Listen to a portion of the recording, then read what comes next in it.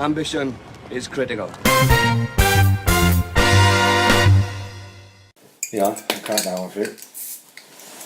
Those little bottles of like Perrier water. Yes, big fan of I that. can't fault The it. only ones they had though, we've got to get a bigger one. It's going to be called the cheapskate. I can have two of them, I think. Can I? Called Yeah, the fuck cheapskate. yeah. Oh yeah, 100%. Yeah. Christmas time, Peronis and wine. Come and have a drink with me, Oh. proper crib bowl. Look at this. Tina's bought us a present, look, and the kids. Do you want to open it? I'll let you do the honours. Go on, read it out, and then. I hope it's a photo of album Tina naked. I'm not saying that was Pointless. maybe that should be dressing wishful. You've seen her naked after. Yeah. Oh. She's hell of a rapper, mine. He needs a flamethrower to get in the packer. Oh, happy days! Right, happy days! Absolutely fantastic. I'm not going to say who I bought that one for. Do you know what I? Right, hang on, say what it is. Right, Trampface Calais, undercover in the jungle, LG West. It looks a pile of shit to me. I think I'm going to enjoy it. As long as they pay the $4.99, There's no pictures in it. I likes to walk. When I'm in Asda, I likes to look at the pictures in the middle of it. Tina, 100% had that off Colin Breen. Yeah. That's a bootleg copy, that is. Big fan. Well, this is awkward because I've brought you both for present as well. We got more than Waterstones. Right, and have a little read of what it says inside. Hang on. This one has been personally signed. Oh, no. Has that one been personally signed? To Paddy. You can have my monkey in your face whenever he wants. Love Tina. that one was for you.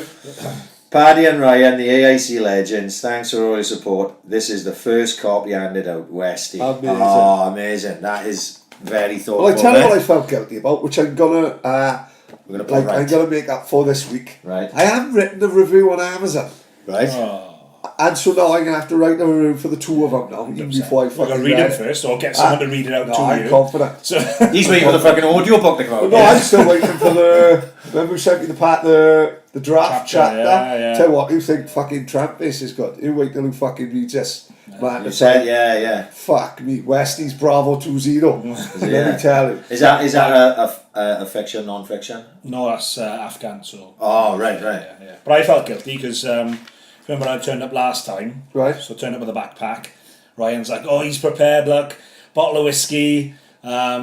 Ice cold IPA. And I said, right, do you want a beer? And he's like, no, I'm not drinking, whatever. Oh, I'll have an IPA though. I was like, I've already got one. Because I only brought one. It's I just got home. There's only one in my fridge. That was it was the week before that. I can't remember what it was on though. But I think I just had enough of drinking on a Thursday, and I was like, I'm not doing it. I'm going to make a stand. This one's going to be. It didn't matter. It was you. This is the one I'm going to to drink. And I was sitting there with a bottle of water. I was thinking, Westy looks like he's fucking enjoying himself. So I said weeks ago when we first talked about you coming back on, I said, I have a drink with Westy. So I bought 4 cans of Carling Premier. But then Westy come bed and gifts. Devil's I back. felt bad. However, I didn't feel bad for long when Paddy steamed straight in there 2 seconds later with, have you ever killed anyone? No, I know. For about 2 minutes I felt guilty, but I thought, no, I set the tone to be honest. Like, you know what I mean? One thing of people pull. It's got to be about a year ago. It's me. It was me because I listened back yesterday because when we did it. March. Oh, really? It was 3rd of May. So when we did it, I listened back to it the next day, and because I enjoyed it so much, listening back to it, it's weird, isn't it? Because it's not like that part is. It's weird to hear my voice and stuff. At that time, it was like it was still seemingly new, I suppose. But it was only 26 episodes. Like I think because I enjoyed it so much, I listened back to it on the Monday when I went into work as well, and then I haven't listened to it since. But I downloaded and listened to it yesterday in work. Brilliant, mate. I think pound for pound is probably the best one. More people pull me about that one than any other one. Yeah. I mean that, like. Yeah. Bear in mind, people always got to know Trundle and Leon and people like that. Yeah. More people pull me out the blue and just say, fucking hell, that fucking one with Westy is a fucking tour de force. Yeah. Well, one of the boys who work today, he's just turned up with the unit, Sergeant Jonesy. Started chatting to me. He said, I heard that podcast with you. Like, I hadn't seen him for yeah. He said, I only know him briefly, and I know him as friends. He said, I'm a mate from wherever, just rang me up and said, do you know a bloke in the Marines called Westy? I know, the Marines is pretty big, innit? It's like going to America, you're from Wales, do you know Tom Jones? You know what I mean? Yeah, so even in those circles, it like Really? It's weird because today now, right? Do you see what happened with Maxine today? No, Have you listened to Maxine's podcast? no, didn't she have a podcast? She done a podcast with us. Yeah, listen to that one. Right, right. Yeah. So we talked about in that podcast about her looking like female fake taxis. Of course, yeah. Right, okay. Yeah. But she's fucking. She sends me a message. She goes, "Can you believe who's following me?" Rebecca Moore, the female fake taxi is following Maxine. No way. What's the chances of that? So she put it on Twitter. This wouldn't be possible without the AIC podcast and all this. So I retweeted it, and I was laughing. And she said to me, from being on the podcast, she reckoned she'd sold a load of stitches to people. Yeah, and I was like, wow, fucking hell, we like sort of had some. Yeah. You know, even if it was only 5 or whatever. Of course, We yeah. did that same thing. I don't want to ask him to fucking too many details. Saying that he'd asked if you fucking killed someone. So Yeah, we're alright, but shit, you can't go past that. So I got him involved in the fucking Brussels Treaty. They might fucking ask me how many fucking books he sold. Did coming on the podcast sell that many books here? yeah, and I can't put a figure on it because you wouldn't know anyway. Yeah, even of course. and I don't really know real figures because I can't be asked to track it for one. But I was just about to say when you saying that, I did say thanks because. Not just looking at, it was a spike of sales afterwards and just personal as well, like people messaging me saying, oh mate, I heard you on the podcast, can I grab a book, like Nicholas Manson, other people, Pop Brown, Josh, so definite noticeable like spike in sales and interest afterwards, 100%, so I want to say thanks for that. Can't say thanks for Josh fucking WhatsApping me at 4 a.m, fucking blotto from Red Stripe and Gin, but that makes sense. Yeah. He's even messaging me blotto fucking at 4 o'clock or telling me his new Twitter handle because he'd be banned. Yeah, he's always fucking banned quite regularly. He might be banned again. What's the chances of this getting this fake taxi bird in yet? Because I'll fuck it like a pinball machine on the fucking Christmas table. Like, I didn't pad. I had to talk. I had to talk nicely to Tina to get Maxine in here. And Tina's met her. But I think if fucking Rebecca Moore walks in with a dildo hanging out of her anus, I don't think it's going to go down too well. No, but it's nice. I was thinking today, and I was like, like when we started this and that, you don't think that these things could happen. At some point, we could have helped Maxine do something, and just by sitting down having a fucking bullshit having a beer, the same with yourself. I was like, fucking hell. I was like, that's quite something to be proud of. Yeah, fuck yeah. You know what I mean? For me, cheers. Well, happy birthday for the when was it? A couple of weeks ago, now? Yeah, 29th November. Was that the big 4-0? Big 4-0. Really? Yeah. So you went to New York? New York, yeah. Did you see the King of New York, Martin Moreland? You didn't see him that time? No, but I messaged him after he came on with you in the summer. I messaged him saying, like, I'm coming out for my 40th in November. And so we arranged, we meet up. I'll take you to see Johnny 2 times or whatever it is. And all the rest of it. We're going to go into his local boozer. But then turned out he was in the UK when I was going over there. So he couldn't jack it up. Yeah, but we were in comms and then just turned out that the timings didn't match. So it's a shame. Oh, he'd be walking around there like fucking Nino Brown in New Jack City, showing Westy the sights. Good trip. Gleaming. How many? 12 from 11 UK side, 3 from the US. Really? Obviously, all my travels got a couple of friends out there, but it was a perfect mix of brilliant and tragic at the same time. Right, go on. So from the start, we're all flying from. It was like 4 different flights. I mean, it was we're all on different flights, flying from York, and the rest of it. So we all turned to the airport, a couple of beers. 2 of the lads, or 1 lad turned up late, like within an hour of the flight. But luckily, our flight had been delayed by 50 minutes. Right. Now he was meant to be on our flight. Ah, right, I see. With this other lad who we booked. Yeah. He turns up, so we're like, don't worry, it's delayed by 50 minutes. Look on the board. He's like, I can't see my flight on the board. I'm like, look, New York JFK delayed 50 minutes. He's like, no, mine's that one. Fucking New Jersey. Which isn't too bad. I've flown to New Jersey before, but we were landing in JFK, which is the opposite side of Manhattan, so that's the east of Manhattan. Of course, now I think of it now. New Jersey's so to the west. JFK's coming in this side, yes. New Jersey's over the fucking bridge. Over the other that side. Yeah, so the island in the middle. Yeah. With opposite sides, so it's like landing in Bristol to go on the piss in London. Right. You're going to get there, but you're not going to be there 10 minutes later like we were. So so that kicked it off. Different flights. Best city you've ever been to, do you think? In some ways. In some ways. I think some of the South American cities are pretty special. Yeah, as well, of course. Yeah, off the beaten track. Not everyone. Yeah. Like I fucking go one. And it depends what we do as well. Like on this trip, so we want to do something different. So I've been there 8 times now. Right. Big time. But so I've done all the touristy stuff, but the lads hadn't been there, so they did want to do touristy stuff. So I was like, fine. But we landed. We were flying out on a Thursday, so I said, well, instead of just going into Manhattan and doing all the touristy stuff, why don't we have the Thursday night? Let's go to an old school boozer in Queens. Yeah. An old school boozer in Queens, and see the real New York.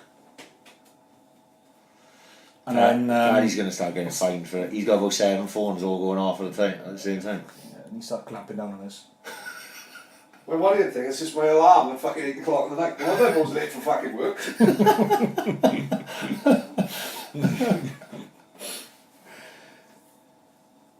So, go on, mate. Go on, sir. Paddy. So, yeah, a few years back, well, 2012, I met a load of old firefighters in St. Louis. Fuck, that's another story in itself. So tell that story before we move on. St. Louis is West Coast, isn't it? St. Louis is sort of in the centre. Oh, that's right. So about just down from Chicago. Fucking I'll tell that story. Right, go so on. 2012, Go on. got back from Afghan, had like 5 weeks off, whatever, so lone wolf trip of the States. So We love a lone wolf, do we? We love a lone wolf. So remember the last time I told you about when I went to Swansea, Illinois? Fuck yeah, of course, I met, big black Chris, the ex-US Marine, became best mates and everything, rolling around on his grass, wrestling. So the next night, that night after I met him, he took me to the ice hockey. So he bought these tickets, $11 each, for the ice hockey, got them online, budget ones last minute, to go. So we all went to the stadium, we went to pick up the tickets, they were like, oh, they've been double booked. So he starts kicking off now in a British accent. Yeah. My mate has come all the way over here from Wales. Fucking hell, I told him it. Come on, Mary Poppins. No cringing in the back. Like, it's a jolly holiday, Mary. Yeah, basically. But to the Americans, that's what you sound like. Yeah, of course it is. So to them, it was like the perfect British accent. If I'd have talked, they probably thought I was the fraud. Yeah, exactly, yeah. So she bought it. She was like, all right, calm down. So she gave us these wristbands then, and worth $170 each. Seats right off the ice, on the ice hockey, and VIP. So at any time then you can go back to the VIP lounge, like the Swans, I guess. Yeah. With this wristband, free booze, free hot dogs, and scram for the whole game. Brilliant. So that was summer 2012. Fast forward, that was when I met him. That was 2011, before I went to Afghan, when I first started the Lone Wolf. So fast forward to summer 2012, I go back out, go back down to Swansea, Illinois to meet Chris for a beer. So we have a night out in St. Louis. Typical, I'd been staying in hostels, but because I thought St. Louis is a bit dodgy. Right. And I had a few quid from Afghan, so I'll treat myself to the Marriott. Yeah. So we went out on a piss in St. Louis, stayed out all night, fucking went back to some party, crashed out there. So the next morning we're driving taxi back to the Marriott. What are we going to do today? So it's like, well, there's an Irish pub next to the Marriott. Let's tuck in there, get a bit of scran and a pint of Guinness. And assess the situation. It's always best plan. Yeah, always the best plan. So we get in there and there's a load of old boys in there, like an old boys tour, like you do from the Cock Inn or whatever. So a load of old boys in there, all like t-shirts on, boozing, great atmosphere, singing and everything. So we're at the bar having a couple of pints, and one of the old boys comes up to the bar, starts chatting to us. He said, how do you know each other? You're British, you're American. Yeah. So I'm a US Marine, he's Royal Marine, we bumped into each other. Oh, thank you for your service. Let me buy you a beer. So a few beers with these old boys. Turns out they're old firefighters from New York, just on a boys' trip away. 9/11, they were there 9/11. Stories they were telling, brilliant. Well, say brilliant. No, I know, interesting. Yeah, they would have been heavy. And he said, look, we're going to the baseball. He said, we've got one spare ticket, we've got a VIP suite. I'm thinking, this can't be happening again. No, I know. So he said, do you want to come with us? And we said, well, yeah, but there's two of us. He said, don't worry about that. One of you just go and buy the cheapest ticket they've got. Yeah. And then when we get in the stadium, we'll square you away. So we're like, yeah, fuck it, right. Yeah. So we haven't been back to the hotel yet, still in the same clothes. Right, We're still assessing the situation, aren't we? We're going back on another old day. So we're like, we're up for this. I mean, twice, lightning striking twice now, VIP at a sports match again. Yeah. So we said, we're up for it. He was like, right, there's only one condition. And we're like, go on then. He said, well, there's like not those big trolley buses with the wooden seats and everything. Yeah. He said one of them picking us up in 10 minutes. He said, I've noticed you Welsh. He said, you can only come if you sing a Tom Jones song to us on the bus. Yeah. It's like, fucking done. So we're on this fucking wooden trolley bus driving to the baseball match, me singing Delilah to all these old boy firefighters. The drum didn't sing burning down the house, none of them do it, innit? Fucking Hightower from fucking from Being Swansea in Ken's America, he's acting like the girl from the Cardigans. Oh, it's Cardigans. I was thinking of Ken's Values. So that was it then. We went into the lounge. It was fucking boiling as well, summer in St. Louis. Right, yeah. I'm not gonna lie to you, I didn't see a minute of the baseball game. We were just in this, and it's a long old time as well. Yeah, of course. This Yeah, VIP lounge, boozing, singing, absolutely brilliant time. So all they gave me was an address, because they're not on Facebook. Of course, I was going to say, the world is a lot bigger then, isn't it? Yeah. Because you meet someone now on holidays, fucking hell, you're friends for life. Yeah. You're in a WhatsApp group, fucking hell, there's one WhatsApp group, six WhatsApp group now, I got Biggie Morris in it. Fucking someone added him in randomly. You know what I mean? What the fuck is that? You know, what the fuck? You meet someone now from St. Louis who stayed in touch with them forever, like, you know. As we said back then, lot different. So all they give me, these old boys, they give me a phone number and address of this pub in New York, Queens. Right. So fast forward now back to 2 weeks ago. I was like, let's go. And you've never spoke to them since? I did go back in that new year. I tracked down the pub and went in there, and a couple of them were in there, and I had a couple of pints. So I rang them the week before going out there and just said, look, explained the story. And the guy was like, who the fuck? He didn't have a clue. And I was like, just tell Aldo and John that the bloke they met in St. Louis in 2012 is coming out with a load of boys on Thursday. So we did. So we turned up at the boozer. They were there waiting for us. No way, they was. They're all there, turned in, fucking like a hero's welcome. Yeah. Giving us t-shirts. So we were in there. I think the first boys landed in the pub about 7, because again all the flights were different times. So we were in there from 7. This was the quiet night, obviously, of the weekend. A couple of quiet ones. It's never quiet. Till about 2 in the morning. So we rounded at the bill. I mean, beers, whiskies, boys on burgers and chips and everything in there. Rounds at the bill at the end of the night. $120. Is it 12 of us in there? One each, $120 between us all. Fuck yeah. So I was like, well, let's give them $20 each to double it for a tip. Yeah. So also cheap there. It just lashed us up, didn't it? Yeah. They're obviously paying for some rounds themselves, and then obviously charging us for some. But so that was the first night. Next day, into town, let's do some sightseeing. So I got into an Irish pub about 9-10 o'clock. Sightseeing, Irish pub. Kitty O'Shea's. Left there about 4 o'clock in the afternoon. Seen all the sights. All you can see in the distance is the Empire State Building. Hey, what I'll do for the day.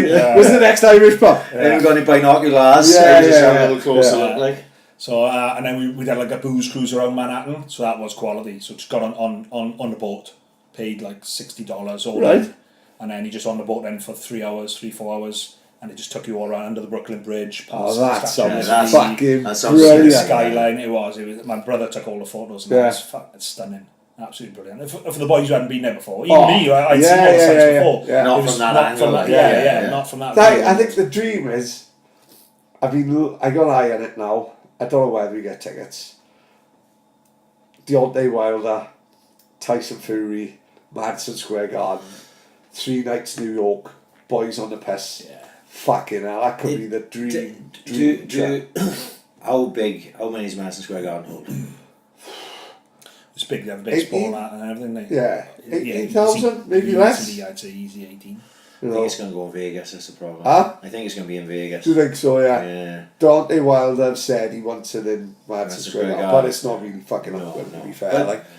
It's where the money is, isn't it? Yeah. And Vegas will probably... It's all about money, isn't it? Vegas will probably put the most Well, money that's the in dream trip, isn't it? Imagine that. Yeah. The Saturday morning then, so the old boy firefighters, they were like, I'm going to jack you up, fire truck tour of Manhattan. Oh my God. And this is one off now, isn't it? Yeah. So he was like, right, just get down to Harlem as well. Get down to Harlem, fire station.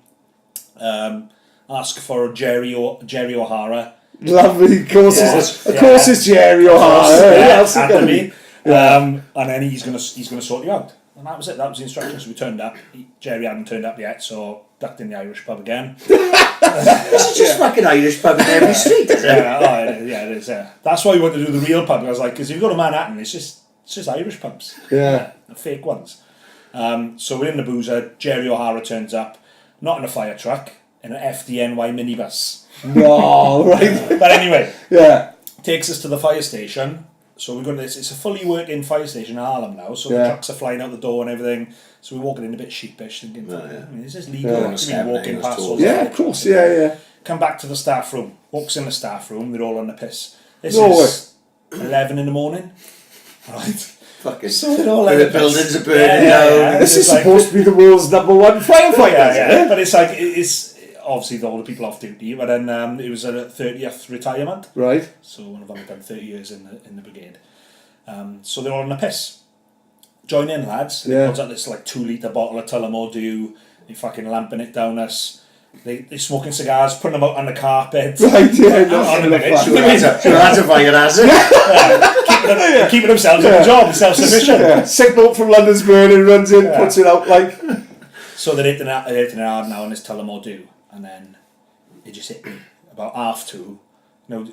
There's a video, I can't even remember the video. I'm stood there as if I'm on Spice or something, bent in half, just looking at the floor. Right? So one of the boys is like, and I'm going, I just need to sit down. Yeah. And this old boy fighter, I was like, don't worry, we got better than that. Takes me to the shift room. Puts me down in the shift room for a couple of hours. Fucking hell. Oh, that's the photo. Yeah, that's the photo. Right, So I'm in the shift room of a fucking fire station in Harlem. All the boys are having a tour, going down the pole, putting the helmets on, getting in the everyone tracks. wants to do the pole, don't they? Yeah, I'd be a good big on fan of that. that. Probably play havoc with my chap fucking bollocks, mate, sliding down My that. 40th and I'm face down in the fucking shift room. Fucking hell, Harlem fucking fire station. It does, yeah. So, that was it then for the day. I was fucking man down. Are they, no one who see all the videos, who see interviews with them, they do all have it. Best fire service in the world, goddammit. That's Americans in anything. Oh, yeah. Especially, I think, New Yorkers as well, mate. If you see, like, just taking the soldiers as an example, the Marines, the best fighting force on the planet, and then you've got the Rangers, and they're going, hoo-ha! The Rangers, the best fighting force on the planet! And they've got, like, you'll know better than me, but they've got, like, the Marines, they've got the Rangers, they got all these, and they're all the best. Oh, yeah, of course. Every single one of them. I don't suppose anyone's going to turn around and go, well, we're only the fifth best, yeah, really. we're about Hoo-ha! Yeah. Fifth. Joint fifth. But that's Yanks too, isn't it? That's the way Yanks are. But I love all that. They're passionate, aren't they? You can't call a bit of passion. It's genuine, yeah. It's genuine passion, yeah. Same as all the Trump rallies and that. Yeah. When they back you, Wild. when the Yanks back you, they back you for fucking, they back you properly, like, you know what I mean? Yeah, vice versa in that.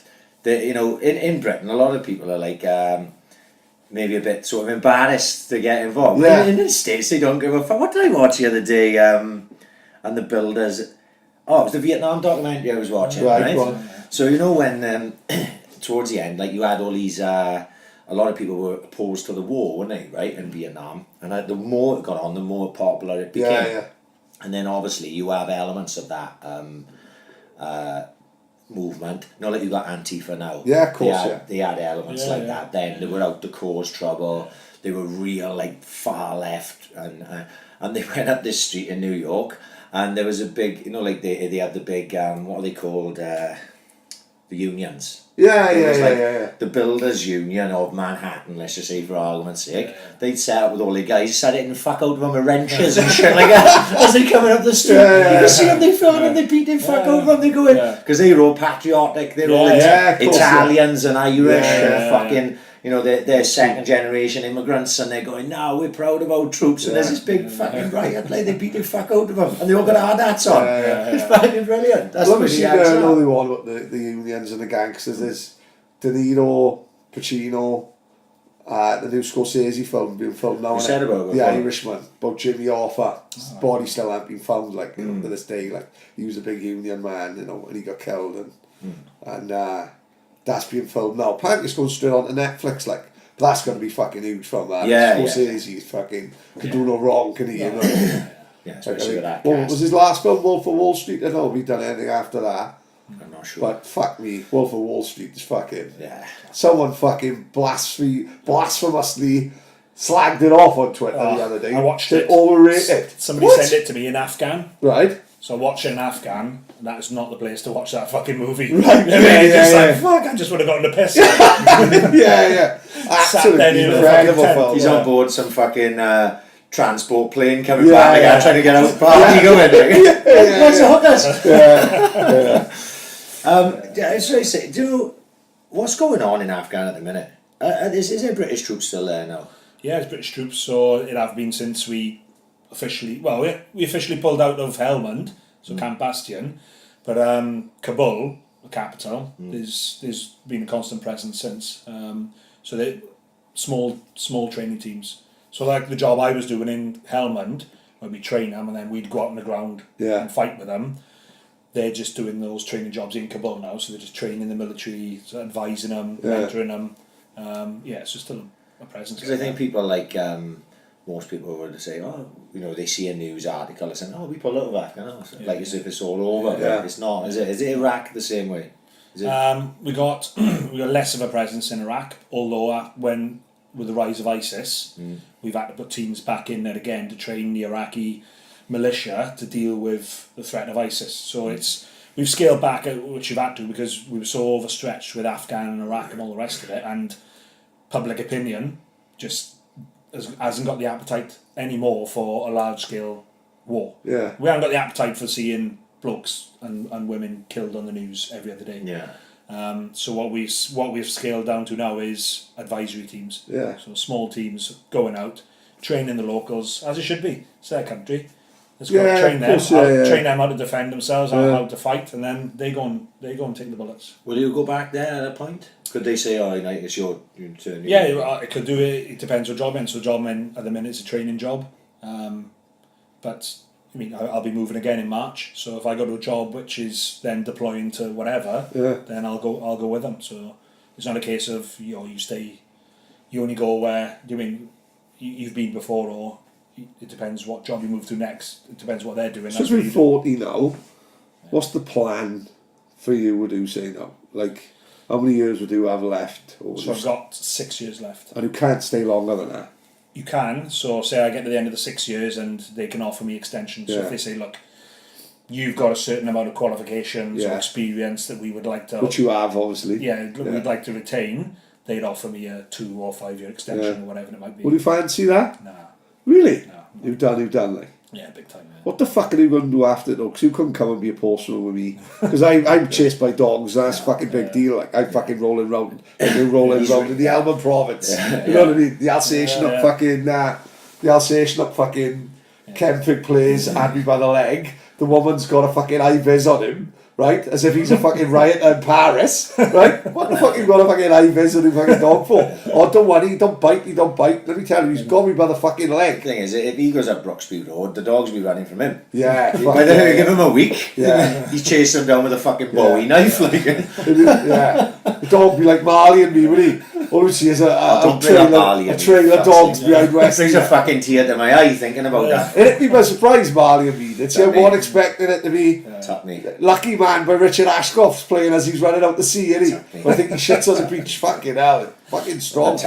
Kids looking at me daft, and I was fucking bawling my fucking eyes out. Really? Yes. What's like, Dad, what's wrong with you? This was fucking years ago. Obviously, it was fucking smaller. Something with a champ in it, Marley and me, like. Oh my god. Did it catch you out, or was you prepared for it? No, fuck. Well, I think sometimes it's worse. If somebody says to you, you're going to cry at that scene, you start building yourself up and you think, fuck, I can't cry. I just put it on like Turner. If it just hits you, you might just be like, oh, man. I just watch it like Turner and Ucho Beethoven the Third, I didn't know anything about it.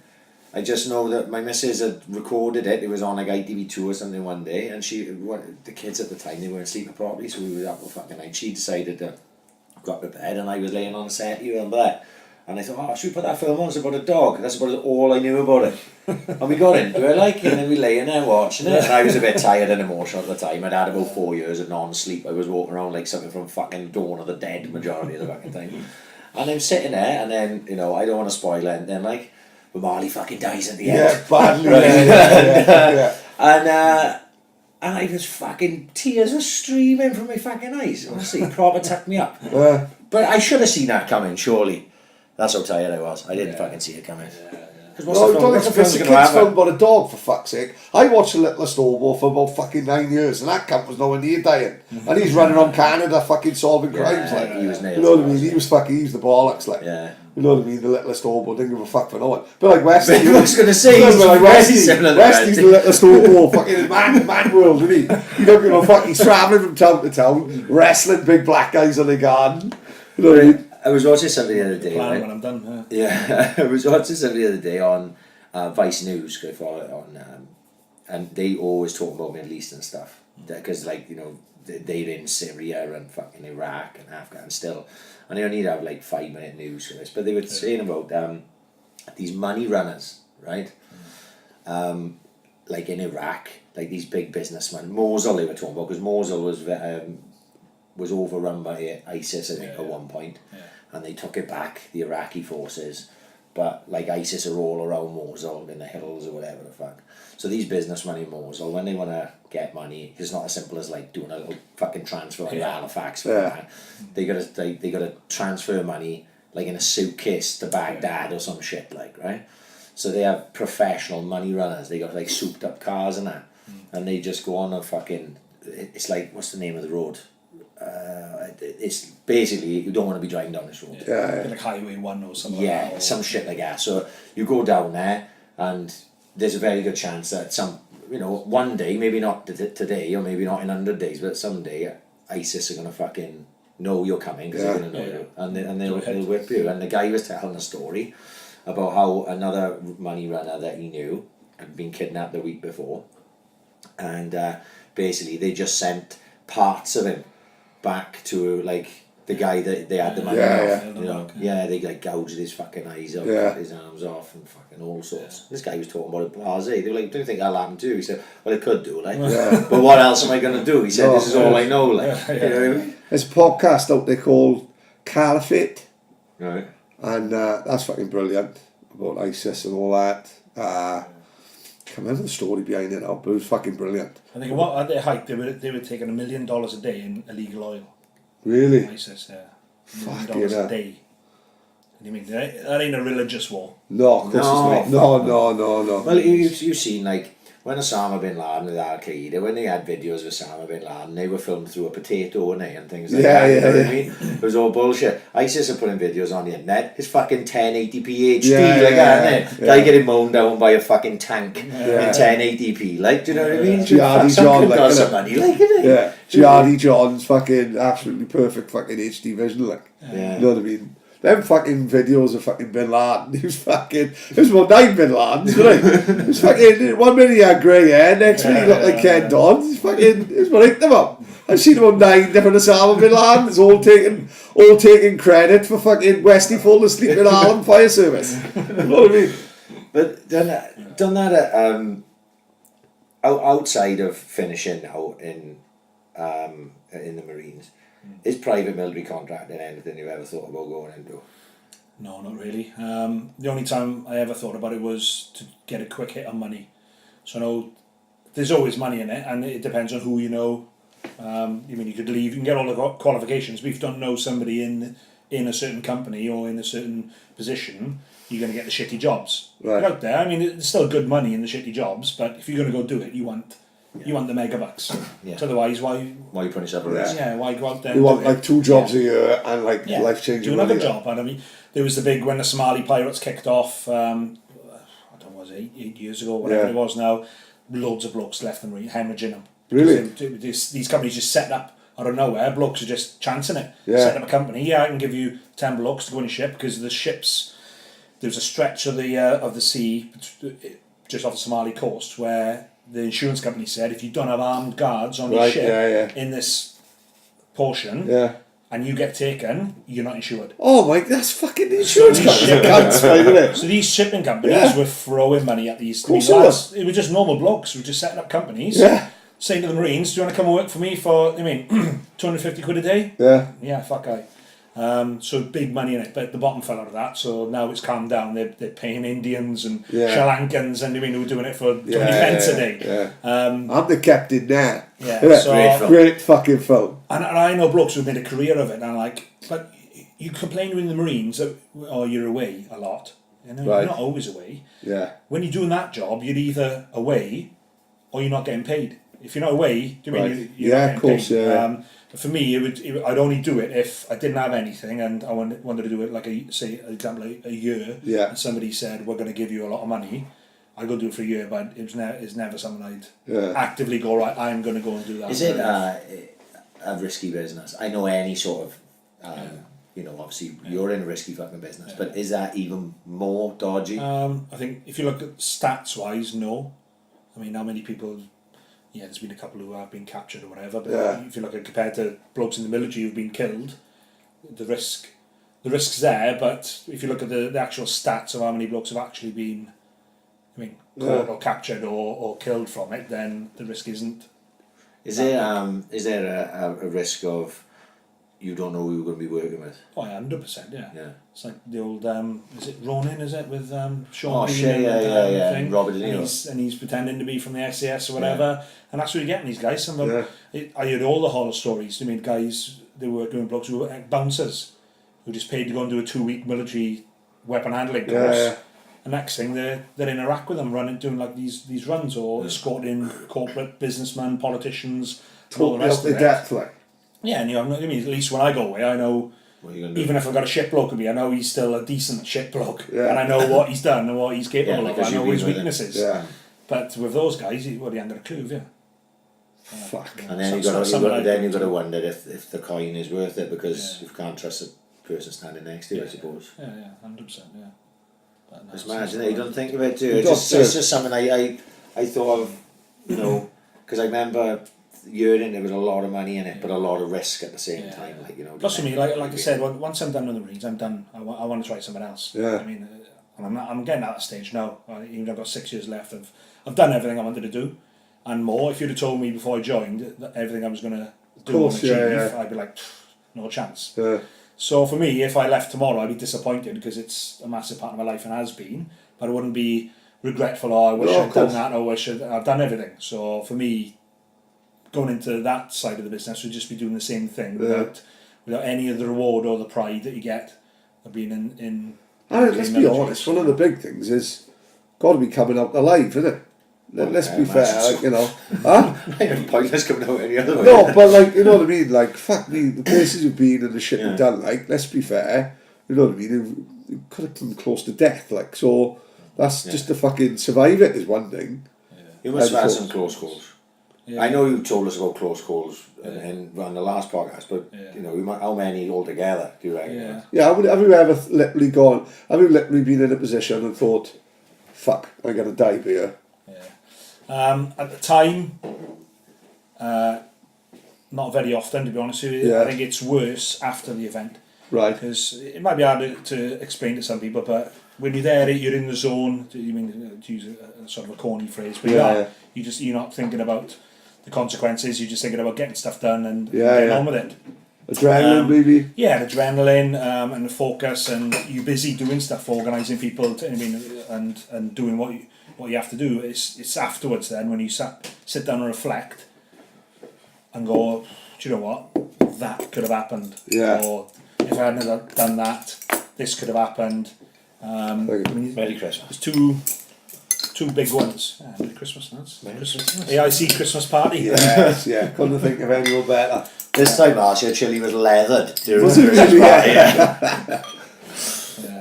The two that really stick out for me are the Afghan ones. One's quite a straightforward one, unconventional to what you'd think about getting shot at. So we'd been geared up to do a job in Helmand. So me, a couple of Brits and a load of Afghan soldiers. So we had our own little camp in Helmand with our own airstrip to get picked up by helicopter. We were using American helicopters for this job because it was a multinational point. So I think it's CH-53, I think it's called, helicopter. It's not a double rotor like a Chinook, one rotor, but it's quite big and it's got a tail ramp. So usual score herding cats with the Afghans, trying to get them on the helicopter. Yeah. So eventually got them all on. So I stand by the tailgate, count them all on. Once they're all on, and I walk on, and so I'm the first guy off as well. So as I walk on, it's like oil pissing out all over this tail ramp of the helicopter. So sort of look at the loadmaster, the sort of the crew member, the Yank one, and it's loud, obviously, I mean, the engines, you can't Yeah, hear anything. yeah. I'm sort of motioning to him, saying, what's going on with the oil? And he's motioning back, oh, don't worry about it, don't worry about it. So, get lifted off the target, they drop us on, we go into the village, do our business for the day, call for pickup. They wouldn't come and pick us up in daylight, shit houses, so we had to like wait around in this village, really, with the Taliban like skirting around until Where's the Irish darkness. bar? Yeah. Kick your shoes. Where's the shoes, Almond Where's the Promise? shift room for me to go and get my head down for a few hours? Yeah. So they like, no, we're not coming in to pick you up. All right. So we wait around till dark.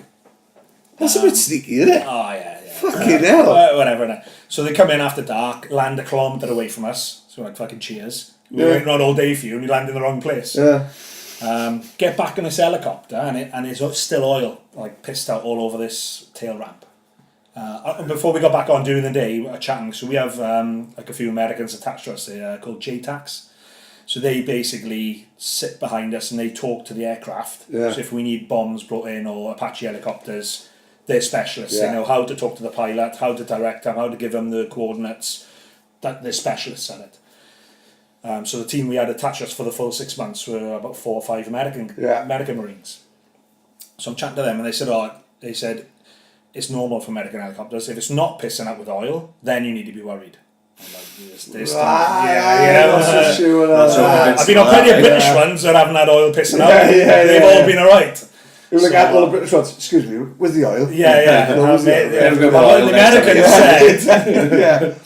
And they know everything. So we get back on, it's oil everywhere again. So we land back at our base, the opposite side of the runway, obviously, like in 2 miles away. Get back to camp, sort all our kit out, have a shower, go to sleep for the night. So next morning, get up, turn the radio on, BS, or the British Forces Broadcasting Service, have a shower, get ready to go over to the operations room, the HQ, just to see what's going on for the day and what's happening. And on the radio in the background, it's like, this has happened today. They had a visit from the Afghan president, a helicopter crash in Afghanistan. All right. It's sad, but normal. Yeah. Unfortunately. So I go into the ops room and it's busy. Everybody's like walking around panicked. And I was like, what's going on? They said, you're not heard? I said, no. That helicopter that dropped us off, lifted back up and back into the desert, picked up a troop of Afghan soldiers. As it was bringing them back to camp, crashed, killed everyone on board. Oh my God. Fucking hell. 19 people killed. Really? And like, it's that moment you're like, fuck me. Like 20, 30 minutes. And he was on it twice in one day, like. 20, 30 minutes. And it was a mechanical failure as well. It wasn't shut down. So it was the fucking oil, for fuck's sake. Not fucking down. Fucking hell. Yeah. I mean, it's almost like you think. But it's one of them where you think, because a lot of people think, oh, if it's your time, it's your time. That's not your time. That's because fucking... And it made me think as well, that sometimes it may not be your time. Yeah. And, I mean, that might be one of those situations. Because, right. If you're the fucking helicopter pilot there, surely you're in charge of that, aren't you? Yeah, but surely he's driving the fucking helicopter. Yeah, exactly. That's what I'm trying to get at. Is if he knows that's happening, if my car now is, if I walk out there in the morning, my car's pissing out with oil, I'm not going to go, oh, fuck it. I think I'll just fucking carry on picking people up until the engine goes bang, and then it's broken down on the side of the road. I'll just carry on. I'll get out and I'll walk away. When you fly in a helicopter fucking 500 feet in the fucking air, you can't afford to take those risks. You can't have a bump. You can't have a little, you're not just going to like stop and then do, I'll get to worry, we'll leave it here, let someone else order. You're going to fucking hit the deck and you're going to go up in flames. So what was his fucking thought process and all that? I mean, I don't know, I can't say it was that oil that was the problem. It might not be. It might have been something totally different. I mean, it probably was. I mean, if I I'd go a helicopter mechanic. Yeah, I'd never been on one before that was pissing out oil all over the tail ramp. Fuck. I mean, and like leave us alone for 10 hours and then come back and it's still pissing out oil. Pissing out with oil. Fuck, you know. Anything up in the sky, you've got to be careful, innit? We've already talked about this. I'm not a fan of helicopters at all. You can keep them. No. You know what I mean? Like, have you seen the footage of the Leicester? Well, I've seen it, the one that's inside the stadium, and it goes up and then it starts to spin, it drops off, and the stewards start to run. I seen that one, but I haven't seen any video of it actually in the desert. Which is surprising, mate, because there's cameras everywhere. Yeah, So these days, yeah. yeah, you know, it's surprising you haven't seen footage of the crash itself. Oh, well, I've fucking seen everything else on fucking WhatsApp. Apart from that and Biggie Morris's fucking sex tape. I know, stop. It's like we'll have to get Indiana Jones on the case of that. It's like fucking Raiders of the Lost Ark. Yeah. It's fucking random when I haven't actually seen like the thing. You know what I mean? Makes you think what's going on, innit? I bet it's fucking, there's about 20,000 people at Newport and fucking Tesco's. Yeah. Fucking go. Yeah. You won't see Biggie down the fucking Morris on Saturday. Biggie's there 7 He's o'clock. there, is he? Yeah. He's there 7 o'clock in the morning. Like. Is he? Yeah, he's there. Next door? Call it next door, like. Well, much. Yeah, fuck it, 7 o'clock, it's done. Serious, Maybe I should be saying this could be a massive turn up now. Yeah. Hey, the Saints subs are paid for the next 3 years if you guys on the fucking go. Yeah, we'd be charging, I think. Biggie's promoting his new album. Is he really? Yeah. Is he really? Seriously? Shut up, you twat. Is he really? For Mate, fuck's he sake? got songs on fucking Spotify, they tell us last week. Mate, I put nothing past him. The guy's a fucking entrepreneur. Yeah. You know what I mean? But, Yeah, he's fucking there 7 o'clock. And Saturday. so the second one then was more conventional. So we'd driven to a place called Yakchal in Helmand. Same tour. And we were going to go into this village. Nobody'd been there for 18 months. So no NATO or Afghan troops or anyone. Why? Because it was so It just so ISIS. Yeah, it's so volatile. Nobody been there, so we were going in. So got down there, drove down, set up, and we were going to go in before first light. A lot of people don't realise Afghan in the winter is fucking Baltic. Right. It's like you think Afghan Middle East. It's boiling all the yeah, I time. remember But when I read Bravo to Zero, a lot of problems they had was in the night. Cold. It was so Didn't cold. realise. Really? A You lot look of at them got, -15. they got hypothermia and that. One of them wandered off, didn't he, in the cold in the Yeah, night, yeah. in Bravo to Zero. the same with this. I remember walking into this village and like it's just me, a lot of Afghan soldiers, and then a young paratrooper as like my second in command helping me out. Walking behind this Afghan soldier, and he's swinging the minesweeper, one of a better word, around like a golf club, doing fucking like he ain't. If there's something in the ground there, he ain't fucking finding it. Yeah. I'm thinking, fuck, this is mental. Do you mean it's like I'm surrounded by these Afghans? They got no loyalty to me. Of course they don't give a fuck about you. Any minute, pitch black, but he was Baltic, and I just remember thinking my hands are just frozen. Yeah.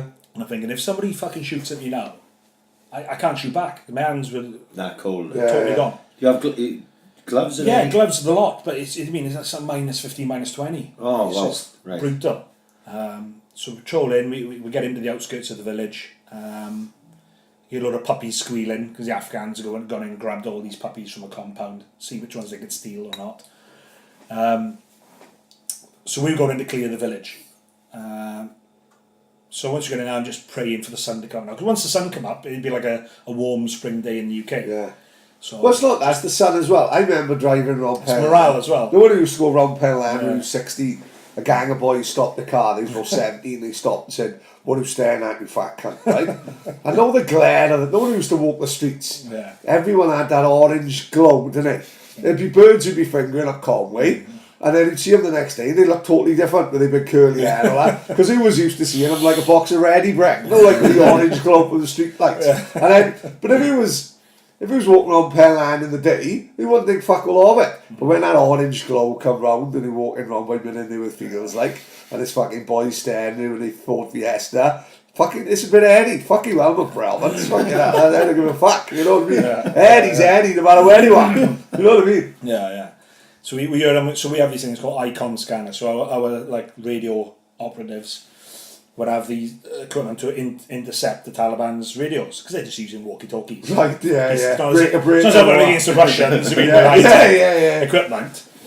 It's double-edged because obviously we could listen to what they're saying, but also they weren't stupid. They knew we could. Yeah, of we could course. intercept. So are they double bluffing you? Yeah, so sometimes we were, but I mean, when you hear them say they're in the village, move to your positions, that's probably a genuine one. Yeah. I mean, when they're saying, when they move you, throw it, I mean, you can tell when they're bluffing or not. So they were like, they're in the village. So we knew they were there, we knew they could see us, and they were aware, and it was going to kick off. So we started searching a few buildings, few compounds, and then we all sort of congregated in this central one, because it was a bit of open ground from one part of the village to the next, like sort of 200-300 metres. So somebody was going to have to cross this open ground to get to the next part. Yeah. So unfortunately it was the other troop, not mine. So they set off across open ground. And then the next thing you know, like this loud, like thunderous fucking machine gun noise. And I honestly thought one of the Afghans in the same building as me had turned around and fucking, you know what I mean, opened up on us. It was that like, sort Which of loud. could easily happen, did it? Oh yeah, Have it happened? Yeah. with our guys, no. Right. But yeah, it's happened loads of times. Yeah. Fuck. So I dropped to a cheap knee as thinking, fuck, I mean, somebody's turned a gun on us here. Luckily it hadn't. The guys in the open had been contacted. So we ran out into the ditch to give them fire support, quickly sort of suppressed them. And then 4 troopers, well, 4 platoon as it was, moved on to the other part of the village. So then we got sent around the flank to move up the flank of the fields to then support them on the right hand side. So as we're moving up on the right, then we're going through this ditch, and I'm looking at because we had an open field across as well. And I'm thinking, there ain't no fucking way. There ain't no way we're getting across this field without fucking taking something. After what's just happened. Yeah, of course, It's going to happen. They're waiting for you. Yeah. But it's a weird situation of being, well, I know as soon as I step over this fence, somebody's going to shoot at me, but you got to go anyway because there's no other option. fucking hell, man. So we get across the ditch, start crawling. So I'm crawling up this ditch now. Yeah. And the Afghans are just fucking walking. So I'm shutting and going, lads, get down. Like, it's okay, whiskey. They call me whiskey. It's okay, whiskey, we okay. And I'm like, fuck. If you took a 12-year-old from Town Hill and put him in Afghan, the first thing he'd do is probably start crawling. Yeah, of course. These fucking idiots. Common sense, Yeah. Anyway. So we move up to sort of the next part of the field, ditch overlooking, and then it comes in, click, click, click, click, click, which a lot of people find weird unless you've been shot at, of what it would sound like. Because obviously the movies, you hear like the big bangs and the gunfire. Yeah. But what you hear first is like a loud clicking noise, which is the bullet going past you. No way. And what it does, it creates a vacuum because it's supersonic. Because it's moving at such a speed, it creates a vacuum in the air. So that click and snap is the air closing back in after it. So, I mean, if you got shot by a high velocity rifle or machine gun, you'd be hit or killed before you actually heard the bang of the explosion. Right, of the I bullet. see. Because it's faster than the speed of sound. So speed of sound is like, what, 343 metres a second? Yeah. Whereas a bullet's 900 metres a second. Fuck. So the first thing you hear is like a snapping and a clicking past you, and then a second later, then you'll hear bang, bang, bang from the actual machine gun. Right. So it's fucking weird. I mean, Yeah. You would think surreal. To the lay person that your natural Bang! reaction. Get down. You hear the bang, I can avoid it. But the bang is probably the bang is after the bullet's gone. Because the bullet's faster than the speed of sound. Jesus Christ. So if it hit you in the head, you'd be dead before you heard the noise of the bullet that killed you. So click, click, click, click past me, fucking snapping noise. Close, do you think? Yeah, quite close. Yeah. How it fucking didn't hit one of those Afghans, I don't know, because they were all just stood up. Yeah, he's still swinging his I golf was club, crawling. isn't he? And fucking Jack Nicklaus. In. So I'm like, right, obviously we've been shot at, so we start firing back. And then next thing I feel is like a massive like shock wave and pressure. So I don't know how to describe it, but as if something was crushing my brain and crushing my chest. Right. Like a massive shock wave. Yeah. Dumped me backwards on my back. I'm thinking, fuck, somebody stepped on a device now, a mine, Right, or an explosive device. That's all I could think, because it knocked me off my feet. Something was the blast wave. It felt like it was crushing my skull.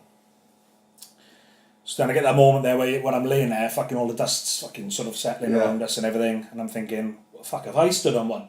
Because a lot of the reports you hear of people who've lost a leg, they say And just they didn't realise they heard something go off, they heard the noise, and then next thing, and that's what brings on the shock then, because they look down and think, fuck, it was me. Yeah. So I have that moment of looking down your body to go, have I still got my legs? Obviously, luckily it did. So then I'm thinking, well, who has been it? Because something's happened. So I start looking around. Nothing. I don't see anybody sort of rush into anyone to help them or anything like that.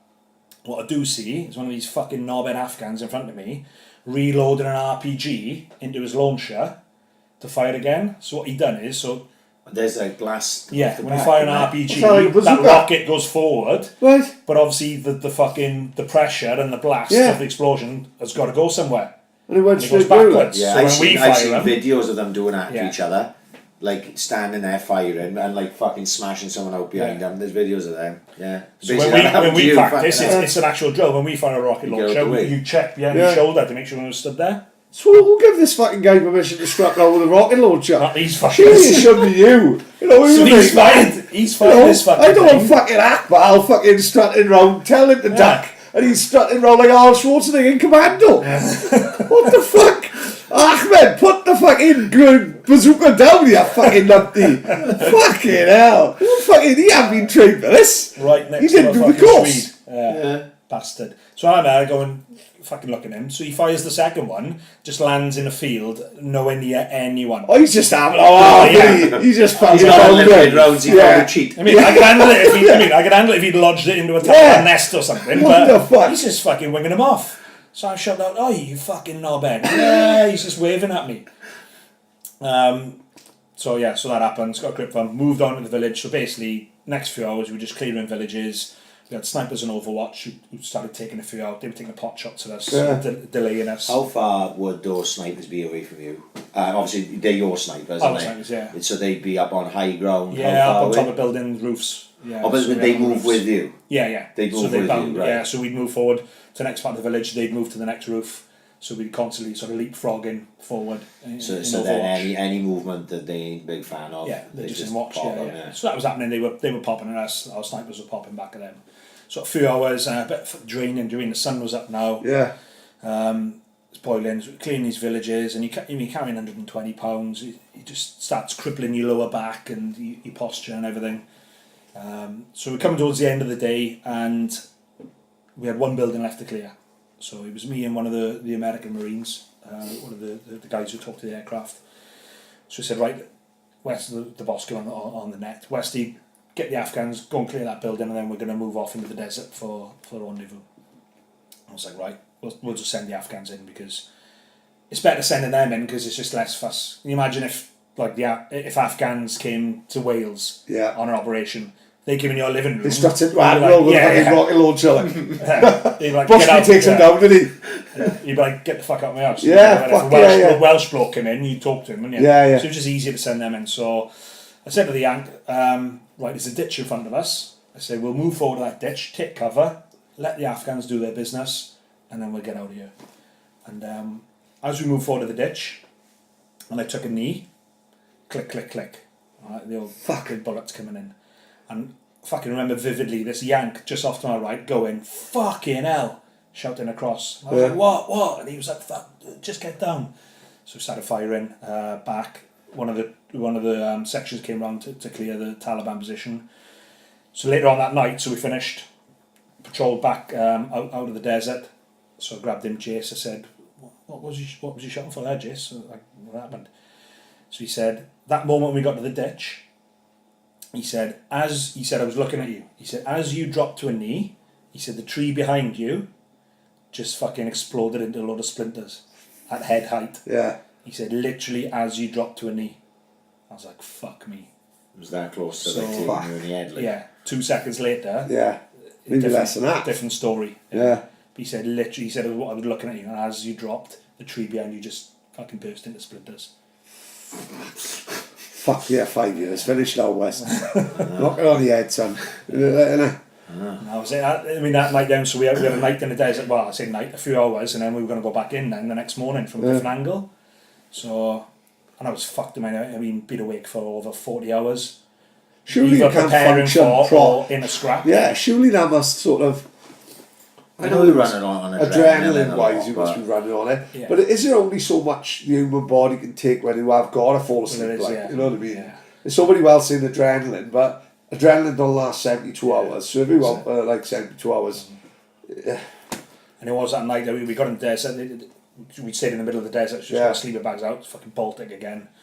And like I said, that adrenaline that kept me going for so long. That moment when I realised I didn't need a hit for a while, it was just like something washing out my body. Really? You just automatically exhausted, and it was a phase where I just stood there looking at my sleeping bag, and I was too tired to get in it.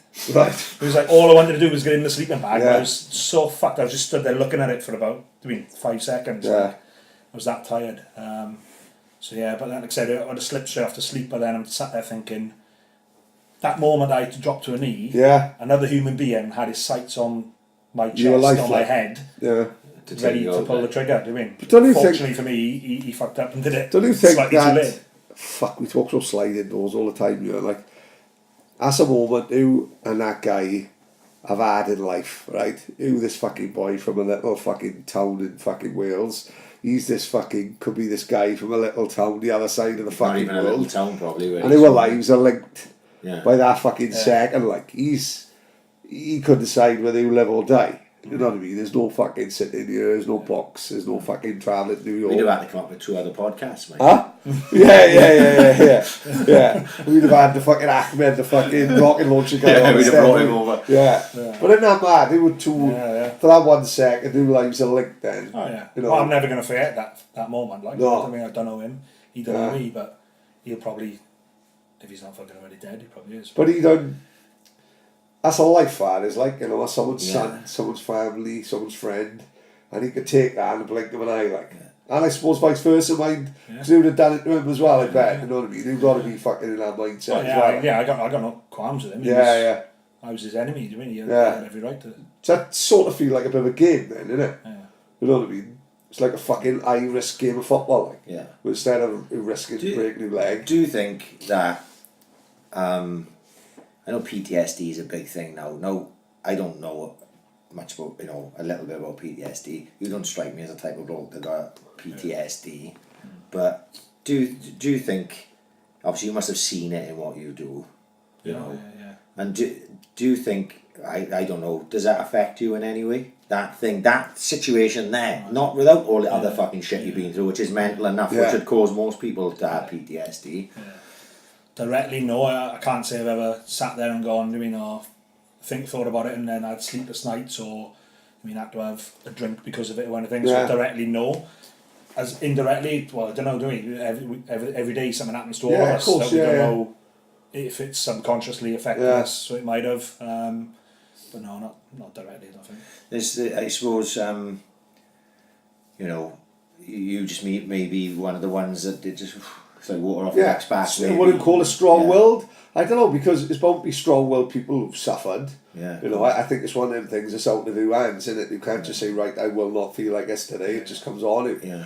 Wesley Especially in doesn't those, seem to give a fuck about anything. those I watched that programme about the First World War. What was it called? The They Peter will- Jackson one. No, the BBC. Yeah, Peter Jackson, Lord of the Rings. He did it, Yeah. and they were saying that in World War One it was called shell shock, was it, or something? Or was that what? Shell shock, yeah. And obviously now we've got PTSD, and it wasn't. It was. They didn't even know what it was then, did they? It was just people were They going. thought it was cowardice. Yeah, people. Yeah. People were going Yeah. mad in the trenches, and when you think about that type of warfare, because until I can't even comprehend. Right. I've been in war 4 times, but Right. I can't even comprehend what those fucking blokes Yeah. went through. Yeah, because they're being told by their commanders 3 miles back to climb over a fucking Walk to ditch certain death. and walk to certain death. Like, Do you know- now, that go well. That's the typical class system of the country, isn't it? These fuckers are fucking 3 miles behind in a command room, telling fucking working class men, as you said, to To walk go to to their war, fucking death. Yeah. So they are as fucking bad as the Germans who fucking shoot now. When you walk watch, to gain fucking 5 yards a day, like, you know. it's harrowing as fuck watching that. Did you watch that documentary? No, It's fucking They brilliant. will. What was it called? There was a name. We will Fuck. remember them or something. Right. Peter It's harrowing Jackson. watching the fucking thing, right? Yeah. Because like these You've only ever guys- seen black and white footage, you know. black, and they colour it and they. I know the one you're on about. I've seen clips of it. It's excellent. Mate, Things these are around it, fucking seeing it, incredible. But these guys, they were so patriotic in those days. They have run in. They have 14-year-old kids signing up pretending they're 18. They so much want to go to war. And then when you see the way they go to war, the trench system, it's like, that don't make no fucking sense. You're fighting over a small bit of land. Yeah. You're literally walking towards each other and bayoneting each other and shit. It's literally a war of attrition. Just But- many we're just going to keep going till we kill more of you. Right, yeah. and basically that's what they say in it, because the Germans had just come out with the first machine guns, like, and they were like, right, well, there's 1,000 of us here in this trench. We'll probably lose 700 on our way to that machine gun, but the other 300 will kill everyone that's there. Then it was just literally like, you've seen them adverts on those little computer games, and it was like the strategy fucking war Yeah, games. of course, like And Sims and all yeah, that. yeah, and you literally just go, Yeah. right, if I put 1,000 troops over here, Yeah. I'll lose a load of them, but they'll take that. Yeah. That's literally what it was. course it was. How can you dehumanise like 1,000? Exactly. That's what we're looking at. I'll put 1,000 troops. Yeah, Yeah. 1,000 human Yeah, men. none of Yeah. us didn't mean We're gonna, nothing. I mean, we've got a family or whatever. We're going to be slaughtered. It wouldn't happen now, would it? People wouldn't fucking stand for it now. Well, I You don't tell know. everyone to sign up for fucking... In our countries, no. Yeah. In modern countries, but I mean, with all these backwards ones, who Yeah. knows, like, Yeah, I see what you mean. Yeah, they Yeah. probably you look at the fucking would. Iraq-Iran war. That was that the 80s. The less- Not that long ago. That was like a million of them died. Really? The less you got, the more likely you are to Yeah, I could fight see that, to yeah. death, I suppose. Yeah. Because you now, we got nice 50-inch TV Yeah. and fucking central heating, and you're going, well, Joe, I don't fancy signing up today. Like, I told you, over even- there, they got fuck all, Yeah. and they're going, look, we'll give you this That's money. why we need, You like... know. Even up Emlyn Road, isn't it? Like you look at Emlyn Road, you know, pretty dodgy place. But I can't wait for the Emlyn Road Olympic team in 2020. You know, I told you the other day. Every house in Emlyn Road, I've got a trampoline and a swimming pool. So in 2020, they're just going to be they're going to be like the Russians, isn't it? Yeah. The Emlyn Road Olympic team. It's just going to be them. Like, it's going to be a badge of Ricky Owen. All saluting to Ricky Owen up there, like, you know what I mean? Yeah. Fucking, as I said, even the people who struggle, they got 50-inch fucking TVs and fucking, yeah. you know what I mean? Yeah, Fucking crazy. It's the difference between the first world and the third world, isn't it? You know? That's why I think we need nuclear weapons. You know, it's like it's a very divisive subject. But Right. all our nuclear weapons are on submarines. So 4 submarines. We haven't got any land-launched nuclear weapons. None. Right. But What's the reason for that then? I don't know actually. But So it's all I sort think, of... and the reason they're on submarines is because they're mobile. Because at any one point we'll have a submarine, deep 6, with a nuclear warhead on it. Right. And it's a deterrent. It's not because we're going to go nuking everyone. How many times have we nuked Yeah. people since we've had them? Well, never. Zero. There's only Right. been 2. But That's how stop- everyone's so blasé. Stop millions of men killing each other. Yeah. We have a weapon to say, If you fuck don't them out- start. Yeah. It's like you're a bully, innit? Yeah. I mean, if a bully comes at your playground and you show him something that's going to Yeah. get him a fucking black eye quicker than you, he's going to go, Yeah. fair one, I'm going to leave that one alone.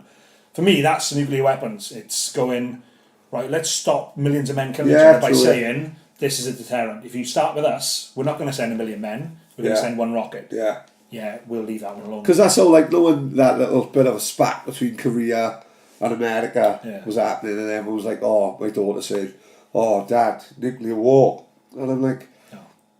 we've been civilized for what, last fucking 300 years, 400 years, and that has only been 2 nuclear bombs dropped, and they were dropped within the space of, what, 2 weeks of each other. So I think the thought of all of a sudden now is just nuclear bombs flying all over the fucking world. Like, I said, I think it's going to be, I can't really see that happening personally. Like, You'd like to think not, anyway. But Huh? you'd like to think not. oh, wouldn't you? fuck, yeah. It only takes yeah. one fucking div, like, but I think more does, civilized yeah. people. Yeah, but I don't think that's, Even I if- think that's nonsense, because the Even if he thought, launched, like, do you not think the Americans know where all his launch sites Yeah, and are? let's They've be got the honest. weapons to shoot them down, so... yeah, and everyone thinks it's Trump with his key that he turns the key. I pretty much think that it's got to go through a pretty strong procedure. Yeah. It can't go Yeah. relax, It's we're not loading, Team we're going America, to China. is it? Yeah. Just Trump and his missus, isn't it? Yeah. Relax, we're loading, we're going to China. Fucking It's James gonna be Bond. good. Like James Bond, red button. Yeah. Fucking no. But the other process of firing that weapon though, would the submarine need to come about? You know, like what's it called in it? Surface. Surface. Yeah. Yeah. Sorry, I couldn't think of the fuck. Would it? No, you can fire it from below surface. I'm not sure how Love it. close Fuck. it needs to be. How does that even work? Yeah, How these you see the people videos, properly like you see stuff? and it's weird. The rocket will just like come from the submarine, come out from the water, and Right. then the thrusters as such will then kick in, and then it'll go on way to its target. That is some. Genius. That is some. Yeah, so it doesn't even need to- alien technology Yeah. shit. Isn't it? Yeah, so it doesn't. I mean, so if you were watching it, you mean, oh, it's up, yeah, hit it before it launches. No, I can do it from below. Fucking That's crazy shit. isn't it? Keep me up to When that. you actually think about it, like, isn't it? Yeah. I don't like to think about it. Another fucking drink now, I think. So anyway, the new book. Yeah, And we talked about. I actually, like I said to you earlier. I listened to Westy's podcast again yesterday because, well, fucking, it does seem like we did it 2 years ago when Yeah, literally yeah. it was only about 6 months ago, Yeah. like, you know. And obviously, I didn't want to sort of go over stuff that we talked about before, but we did talk about obviously Calais. Yeah, I mentioned a little bit, didn't we? Yeah. Quite a bit in that. So is it, you know, in the book obviously it's going to be more extensive, like, you know, imagine, no, it's fucking, it's obviously a crazy fucking place. Yeah. And I seen you saying, what did you say the other day about Corbyn wanted, Brilliant, I saw that. right, yeah, brilliant. what was it, Corbyn was saying about every immigrant in the Calais jungle should be allowed to come into the UK, and he sort of said, no, you need... It's not that many of them. What do you say? It's not that many of them, only about 3,000. Yeah, but... That'd be enough, wouldn't it? Yeah, but like you say in the book, is like right at the start of the book as well, in fact. When we first wanted to go over there, we thought it was still remember Sangat? Yeah, of course, So back in, I think Sarkozy was the president, and he opened this place called... It shows how much, until we went there, how little we knew about it. We still thought, when we were going over there, we were going to the place called Sangat. Sangat was opened by Sarkozy and the Red Cross, as like because they were all flooding to Calais, all the migrants, looking to get across, and they were all destitute. Let's have it right. They only got to Calais to get to Britain. Yeah, of course they are. Yeah, 100%. That's the. What's so shit in they were France? like, they were all, Serious question though. They got to France, so what's wrong with fucking France? We are benefit system, innit? Yeah. We come over here. I basically think they put a stop to it now, but at the time we come over here and you guaranteed you £100 a week fucking £100 a week benefit. That's the overriding rule. I mean, they got put up. They set up this Sangat to look after them because they were destitute in Calais because they were trying to get to the UK and they couldn't. So they basically looked after a couple of thousand of them. But what did that then do? Everyone else from back in all countries going, oh, there's a camp now in Calais for us to go to and be looked after before then, as a stage post, if you like, to try and get to the UK. Yeah. So it just attracted more of them. And then what happened was Sangat closed down. So when we went there, Sangat had long gone, by years. So it got closed down, but on the close down, I think France took like 500 or 700. So the people who were in there, because they're like, oh, we're responsible from now because we've given them aid and put them in a safe environment. So France took 700 in on asylum, and then we took like $1,500, whatever it was, because that was their goal. And I was like, well, what's that done now? That's told everyone else that if we flood it again with another 2,000-3,000, they're going to give us what we want. And that's what I mean. Corbyn's on about dangerous talk, like let's just bring the 3,000 of them over. Do you think it's only 3,000, mate? Yeah. Do you think they haven't been going there for years and trickling across? And if you take 3,000, there's going to be another 3,000. Yeah, I agree. And what, we take them as well? Where does it stop? I mean, we've got to be legal. You've got to have a legal system about these things. You can't just give people what they want just because they say they've had a hard time and they want it. I mean, we've all had a fucking hard time in life. Yeah, I'd like to go and live in Virginia Beach, but to do that, I got to play by the rules. I can't just rock up to Trump Tower and go, all right, mate, Virginia Beach. Because do you see the videos of, I saw a video, excuse me, of, smothered with a cold. I saw a video of people in Calais, and they was talking to camera, talking to like a news crew, saying, this used to be a lovely little village, this used to be a lovely little town. Because when it goes over on the boat, we went over there for the Euros, was the last time I went on there. As it happens, we drove through we drove past the jungle in a student Diggs van. Leon Singh, the DJ, was with us. They thought two people thought he smuggled in with us. He's fucking He's coming back. Like fuck he had his Beach Boys headphones on. Bringing him back. Yeah, they thought we were smuggling someone in. They nearly pulled us into the fucking to be interrogated. And when we were driving past it, like when we drive sailing to Calais looked lovely. I thought fucking looks like Tenby. Like beach and like houses on the front, it looks lovely. Yeah, little beach huts. Lovely. And you see this video, like old woman saying this used to be a lovely little town. Look at it. Yeah. And the camera panned out to about 50, 60, 20-year-old, wherever they're from. Where would they be from? Syria, is it? Everywhere, isn't it? Mix, yeah. 20, 30 refugees just walking through the town, looting shops. There's old women there, like they can't do fuck all these 20, 30 men. Me and him couldn't do nothing to these 20, 30 men. Just couldn't. You know, they do whatever the fuck they want and just ruin people's fucking lives. You gotta look at them videos of Paris, and there's big parts of Paris that are just tent cities, isn't it? You know, because they just gone into fucking Paris and you know, you were talking about the yellow vests. Yeah. Right, what do you think that's all about? You know what I mean? That's what it's about. They were saying that it's all.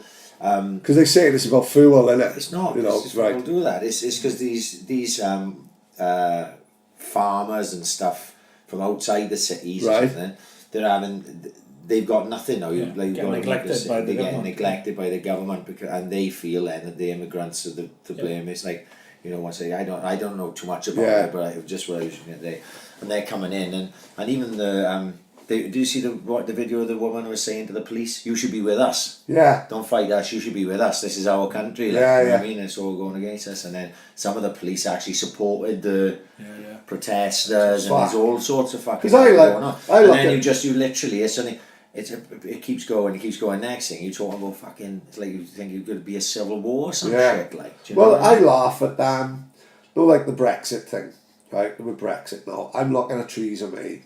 And it's a prime, when she goes into the meetings with the EU, don't know what it reminds you of?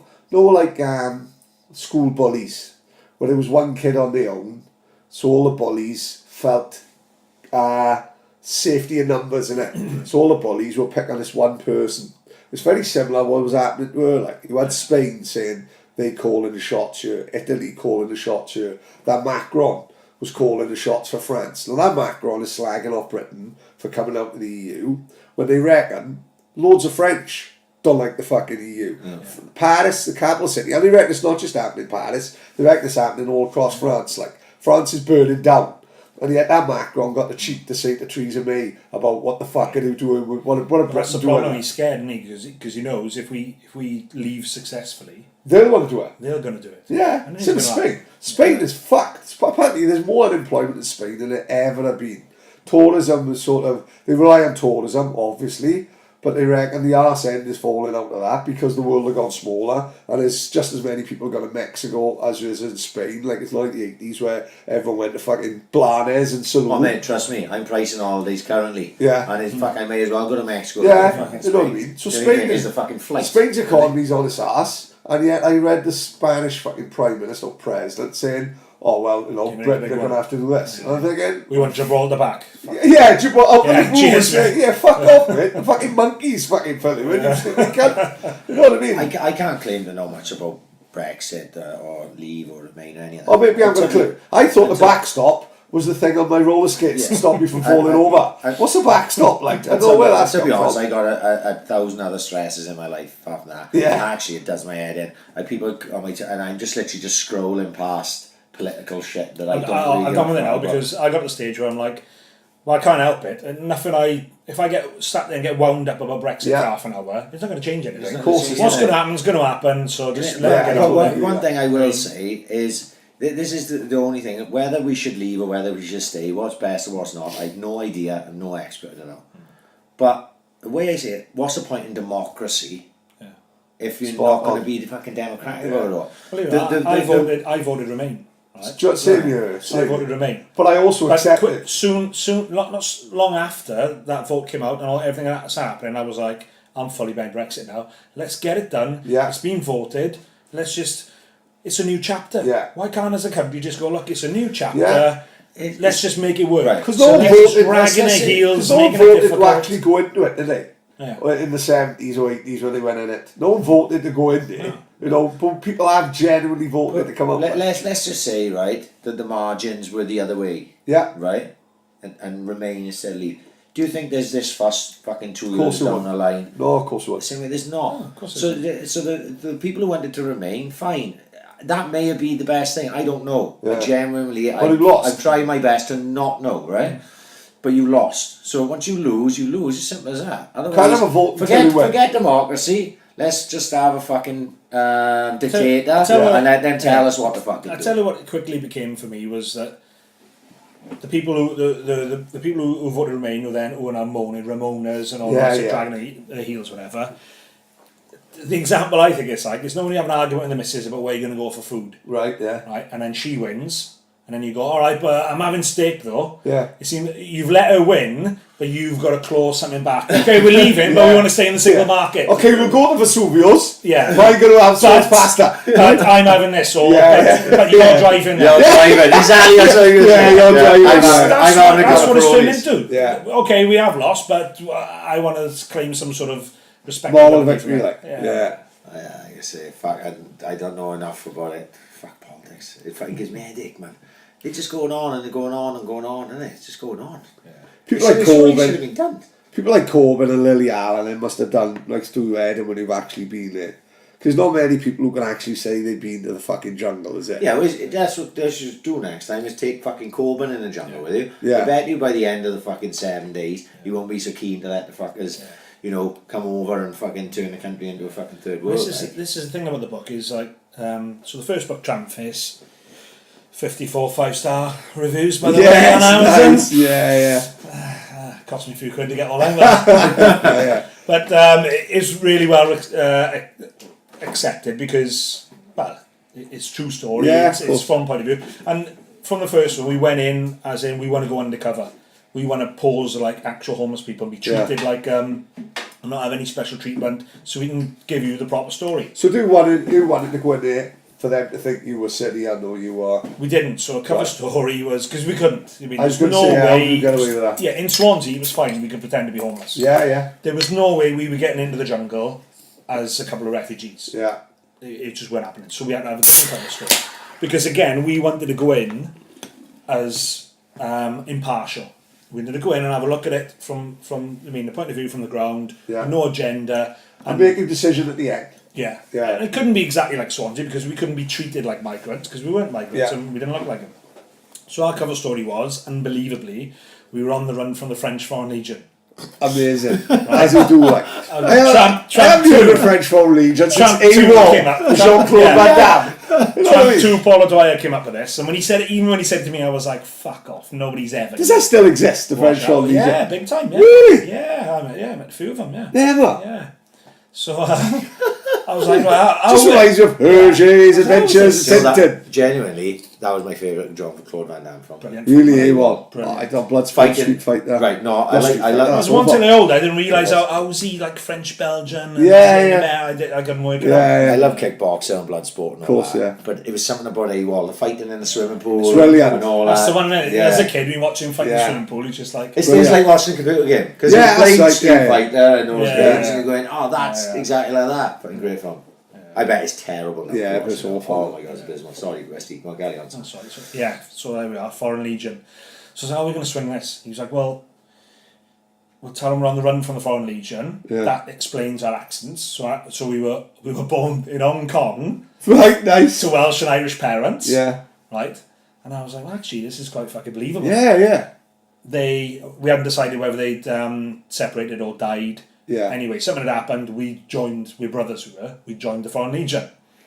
We decided we didn't like it. We didn't like combat. We didn't like the thought of it. So we deserted, and we're now on the run. And it turned out to be one of the only stories that, and throughout the book we read it, it actually works. Right. We're in the charity camp, so we're trying to get free food, and they go in, right, who the fuck are you two?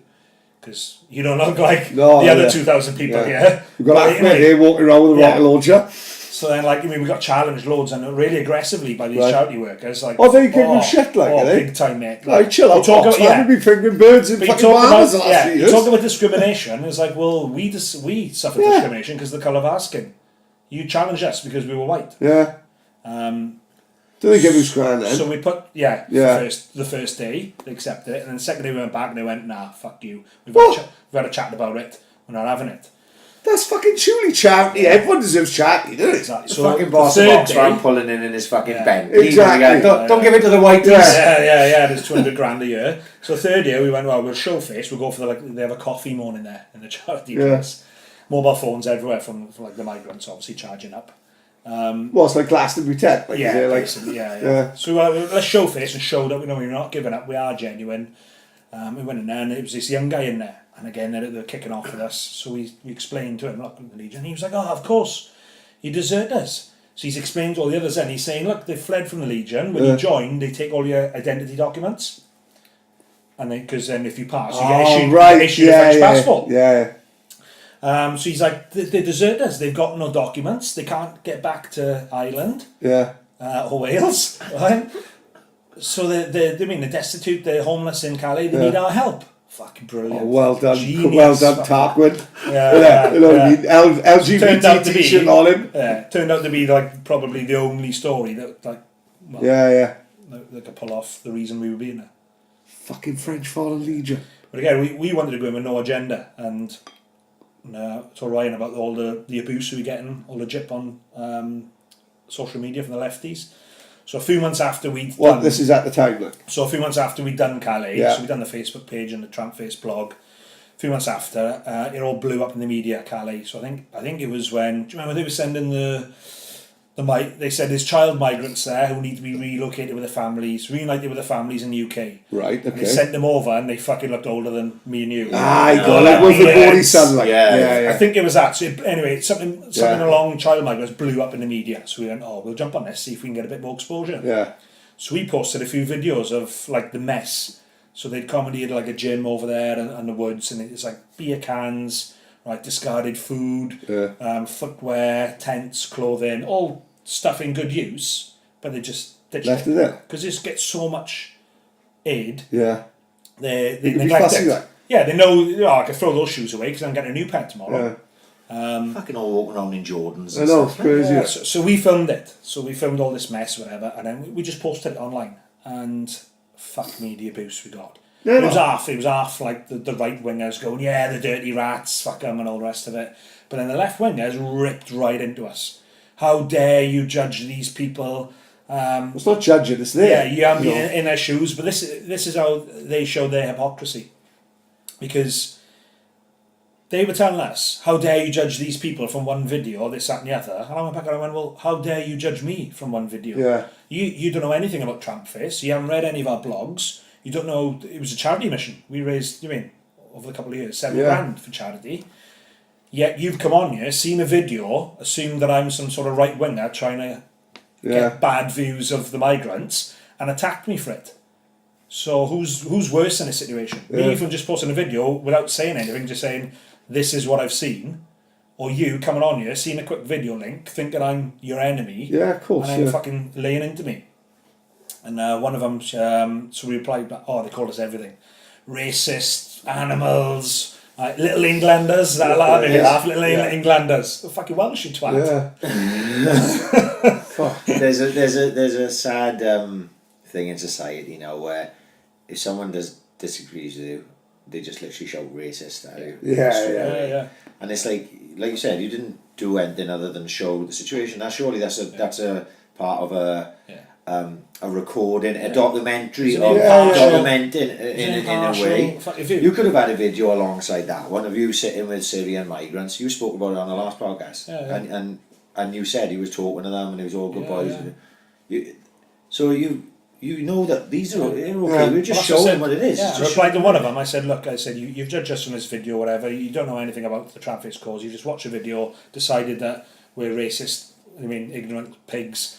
I said, I urge you to go back to the bottom of our page, read all the updates from day one, and see the angle that we're in with. I'm not reading any of your drivel. Well, you've just proved yourself to be an ignorant fucker, haven't you? Because I've just told you that there's more to the issue than what you've seen, and you've just said, I'm not willing to look at it. Yeah. In this day and age, context, right? Everything gets taken out of context. Everything. That thing. That's the thing that social media is like. Things people were saying on that page to us, they'd never say them to my face. Of course they wouldn't. And not because she's a woman or I'm a man or whatever, but they just wouldn't say that to another human being. But like you said, things get taken out of context, and they feel they can say it online behind this shield. It's the ultimate keyboard warrior thing, isn't it? Yeah. It is like people do, and I don't know what it is. It must be a condition. Like people who wouldn't usually say a word, put them on the phone, and they seem to get. 100%. Fucking angry about the slightest thing, which even though they could be laid back in real life, and yet behind the computer screen, they just get wound up about everything. But we went in with no agenda. Like if Tommy Robinson went to the Calais jungle, you know what report you get. Exactly. You know what he's got his agenda. He knows what he's looking for. Yeah. And he's gonna go and find it. If Lily Allen or Jeremy Corbyn go into the jungle, it's the other side. You know what you're gonna get. From their angle, they know what they're looking for. They know what they want to bring out and push to people. We went in the middle. Look, we both had our own opinions, but like I said, we didn't have a clue because we thought we were going into Sangatte. It's fucking 10 miles the opposite way to where we actually went. So we went in, we're going, right, well, we know everyone's got preconceptions, you can't get away from it. But we said we're not going to let them cloud our judgment. We're going to go in and we're just going to immerse ourselves, whatever happens, and we'll just write about it and post videos about it. Yeah, And you can see yourself without us going. If we say, oh, look at this video of these dirty, stinking rats, they shouldn't be there. Just post a video. That's an agenda. If we just say, or if we say, oh, look at this video about the poor people that need our help, that's an agenda. If we just say, oh, look at this video of this mess, you can make your own mind up make your own decisions. And that was how we done it. But people online didn't see it that way. It's absolute madness, isn't it?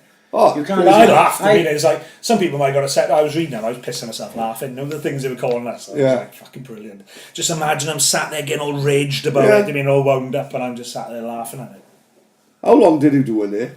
So 7 nights. Fuck, so one just in and out like a ninja, like you fucking. You're there for like. You proper get acclimatised to it then. Yeah. What do you go and do it? How you went over on the ferry, and what was you wearing? Do you have a bag? Trainers, jeans, hoodie, jacket. We had a small backpack. We took stab vests. Nice. Borrowed them off a friend, but that was just because Tramp 2's missus made us. Yeah. She was like, you ain't fucking going unless you take stab vests. Got there, we fucking ditched them. Right, okay. There was no way you walking around the jungle with a stab vest on. You were just attracted. A mile off, yeah. Yeah. Somebody touches you on the shoulder, oh, hang on, mate, you're wearing a stab vest. Yeah. Or body armour, or whatever, whatever they might think it is. We took that, but we had like a French guy who we'd sort of contacted before. Right. We ditched him with him for the week. We had a thin sleeping bag, so like a jungle sleeping bag. Yeah. Not thick enough to be comfortable. Because we wanted something, but we didn't want to be like a camping trip. Yeah, right, We wanted to be a little bit uncomfortable for it to be a challenge. And that was about it. A phone to document stuff and and take photos and everything, and safety ultimately. Something did happen. We did want a bit of safety, and we carried knives. What do you phone though? Police. Really? What is it out there like? Earn. Like, ooh. Yeah, no, a fair one. I mean, just come back home just to alert someone that's going to phone Luke to go in trouble. He's going to phone Luke to go. Fucking hell, man. Luke comes over with his new dog. He'd be eager though, wouldn't he? He'd be straight in there with the dog, He'd pick up the phone, he's like, I'm already in the port, mate, waiting. Yeah. The dog's already scrambling over the fence, picking up the scent. So you had knives in you as well, yeah? Yeah, we took knives, because when I recce'd it before we went over, and on the way out, there's no security. So England to Calais, no security. On the way back, airport scanners, the fullish. Right, I see. So I was like, right, we're going to take knives over, but we'll have to ditch them before we come back. That's just in case, is it? Yeah, just and it became a comfort toy in the end, not just in my pocket, just sort of if it was getting a bit heated in the cube, jostling wherever. It's just nice to have my hand on it in case. I suppose. Because they were majority of them are packing like that. Yeah, of course. Yeah. It's deaths and stabbings. I mean, you Lily Allen and Jeremy Corbyn. They're going up. They just think it's all peace and harmony because they cherry pick a couple of young lads. Oh, I mean, sob story. They don't see the gang warfare over there. You mean you got the Sudanese and the Somalians and the Eritreans stabbing each other every night. They don't see that, but that's the reality of it. Yeah, of course. Yeah. And they're trying to come into our country, like. Yeah. Like I said, we talked about this a little bit last time, but people were pushing an agenda, like you said. Like say Tommy. I saw. I tell you which one I saw was the. I know the only reason I saw it was because Britain First went in there. That fucking what's that twat from the Britain? That's all, is it? Golden, is it? Golden. Yeah. When he pulls up in a car. Like some African with a swan's top sticks his head through the window. That's the only reason I saw it, right? It's because there was like a still photo of it on Twitter or some shit. It's ages. Toby 9 written on the back. It was like the one Me Too ad, the first or whatever.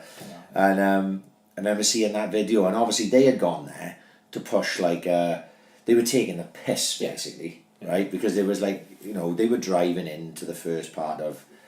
Maybe mean Sangatten and not even the jungle but they weren't being aggressive or anything. The people that came to talk to them, and they were just sticking their head in the window and they were asking them patronising questions. So it was like proper. It was proper this side, the right side of it, and and that's why you see you can't.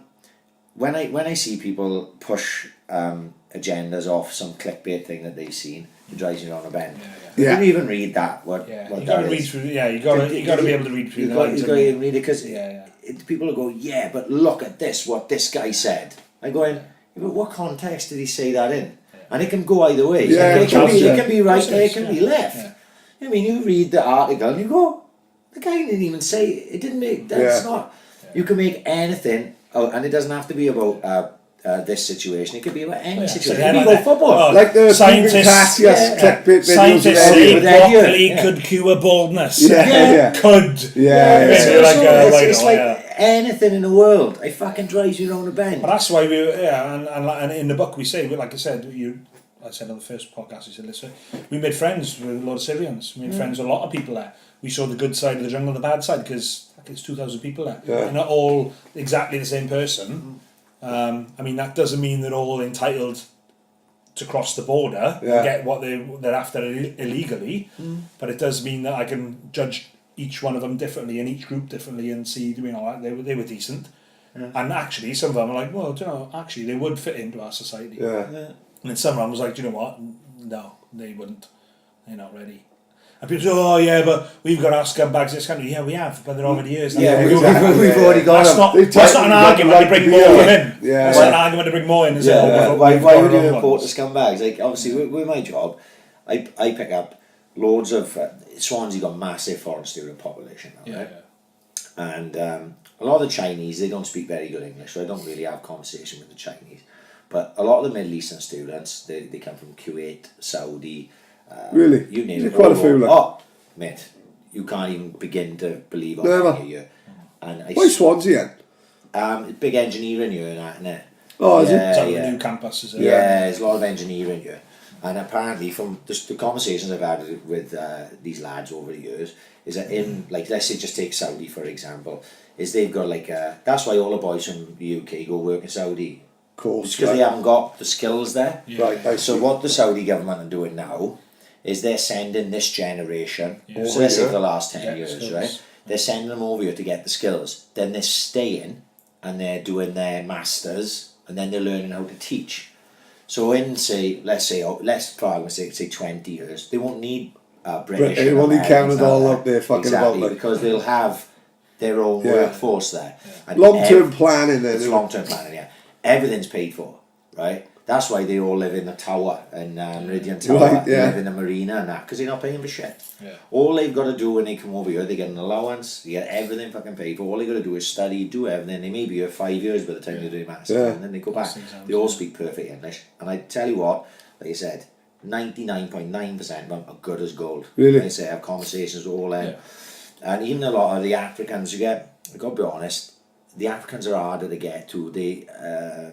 even, you know, I'm talking about, these are not the type of Africans you would have met in Calais. You know what I mean? I'm talking about these are intelligent lads that are doing come from good family. Exactly. But it must just be like a culture thing. Maybe, quite ignorant, like, Right. Maybe in their country, taxi drivers aren't, you know, like somebody you know, exactly. So maybe it's a lot of that. I don't know. Maybe there's a lot of different things. I don't take it fucking personally. Do you know what I mean? But at least you can see that these guys are intelligent and they go in. So all that, who's got a problem with any of that? Nobody, are they? Nobody's got a problem with whether you come from Eritrea or Saudi Arabia or Kuwait or China or fucking Thailand, whatever the fuck. I've never even heard of Eritrea. The problem is how Eritrea is gonna be Ethiopia, isn't it? So now, next door to Ethiopia. Never heard so of it. all that. Nobody, if you're a functioning member of society and you're all for the positive and bringing good and fucking all for it. But who wants to? Why would we import Scumbags? That makes absolutely no sense. That makes no sense on any level whatsoever. It makes Like I say in the book as well, it's like if they're trying to achieve their aims illegally in the jungle, what's going to stop them trying to achieve their aims illegally when they get here? It's, I mean, that's what you got to think about it. Is like they're doing that now, breaking the law, trying to change. I mean, you can't. You can see their point. They want a better life. We all want a better life, but we all play by the rules, don't we? Yeah. So if they're trying to achieve it against the rules, then why are they going to stop that when they do get it? It's a fucking tough old situation, like, you know. And it is. A lot of people say, "Did you have sympathy for them?" Well, yeah, of course I do. I'm a human. I mean, I got compassion. A lot of people I met were nice people. Yeah. I mean, and they were in a difficult situation. But one struck out to me was we saw a group of women, well, 3 women. One was heavily pregnant, and one had a pram. We thought the pram might have had like food in it. Yeah, She yeah. was in it for sure, and it had a baby in it. Okay, so first of all, I was like horrified, thinking, how's society allowed this to happen? Then I'm thinking, do you know what? Whose fault is it? She's in France, one of the most developed, modern, fair countries in the world. All she has to do is, especially with a flipping baby, go to the local authority. Yeah. She's going to get the best Hand herself in, like. care and attention going. Yeah, of course. So whose fault is it that she and that baby is in those conditions? Or hers? Is she doing that because she wants to play up to the cameras or the officials to say, oh look, I'm here with my baby, get me across to England to jump at, to play that angle? Well, what else is she doing there? Why else would you take a baby into... Because if you were that desperate when you flee a country, like say a lot of them fled and got to Greece. Well, surely it would just be, as soon as I got in Mykonos, I'd be fucking... I'd be down in tools. I'd be eating chicken fillets. I'd be eating chicken fillets and kissing the fucking floor saying, thank fuck I'm away from here. Like. But they get to Greece and go, no, this is just the start. We got to get all the way over to fucking Cheltenham. How are we going to do that? Yeah, and that's the only thing is, like obviously a lot of those people have come from horrendous situations, I mean, and you can't question it, but you stop becoming a refugee the moment you get accepted by a safe country. Yeah, of course, yeah. So if you're amassed on the border of one of the safest modern countries in the world, trying to get to another modern country, you're not a refugee. Of course you're not. You're picking and choosing. You're an economic migrant. Like I said, when you land in Greece, you're a refugee. You've fled horrors, and you deserve all the treatment that can be given to you. If you then decide, okay, I'm safe, but I want something else, fine, you can decide that. But you're no longer a refugee. You're now an economic migrant. You're safe, but you want something better for different reasons. Oh, it's a fucking deep dark hole that is. I hope the lefties aren't listening to this. No way I see. Well, we go now anyway. Yeah. If you want any Christmas parties, run. Just right, let's run. Yeah. Stab vest and knives, optional. You were saying about the gunfire and that earlier. We don't hear it. You know when you watch, I don't know if you do, but if you watch like war films, like I love war films, like Platoon and all. I think it might be your favourite fucking type of film. It is, right? Okay. If Black Hawk Down's on a TV, I'm fucking watching it, like, right? I don't care if I gotta fall asleep watching it, dribble everywhere. It's fucking great, right? But do you watch those films and you go, oh well, that's just fucking nonsense. Sometimes, but I think when I was younger, maybe from a bit of bravado. So if you sat with someone, that's bollocks, that would never happen. Yeah. I think as I got a bit older, I've gone, right, you got to temper it. It's like, it's Hollywood.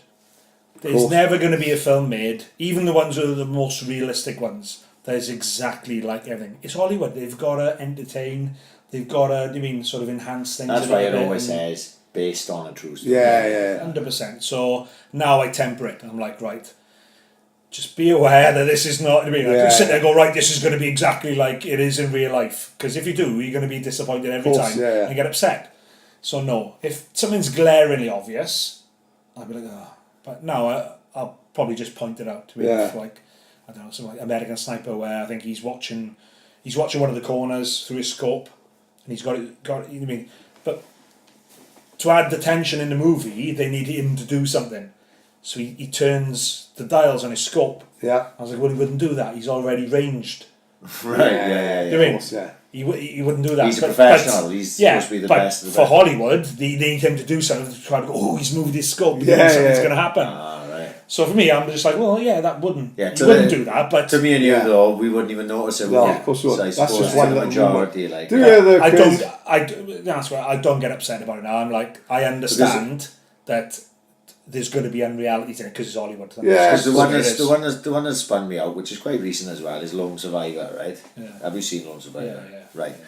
Now, I actually, aside from seeing that film, like with a lot of films, like Black Hawk Down, I read all about what happened during that whole situation. So I know that, obviously it dramatised, the firefights are dramatised and stuff, but pretty much through the whole through the film, it's how it went down. It's structured how it went down. It went to shit big style, they fucked up and it was sad. It fascinates me, that's why I love Black Hawk Down.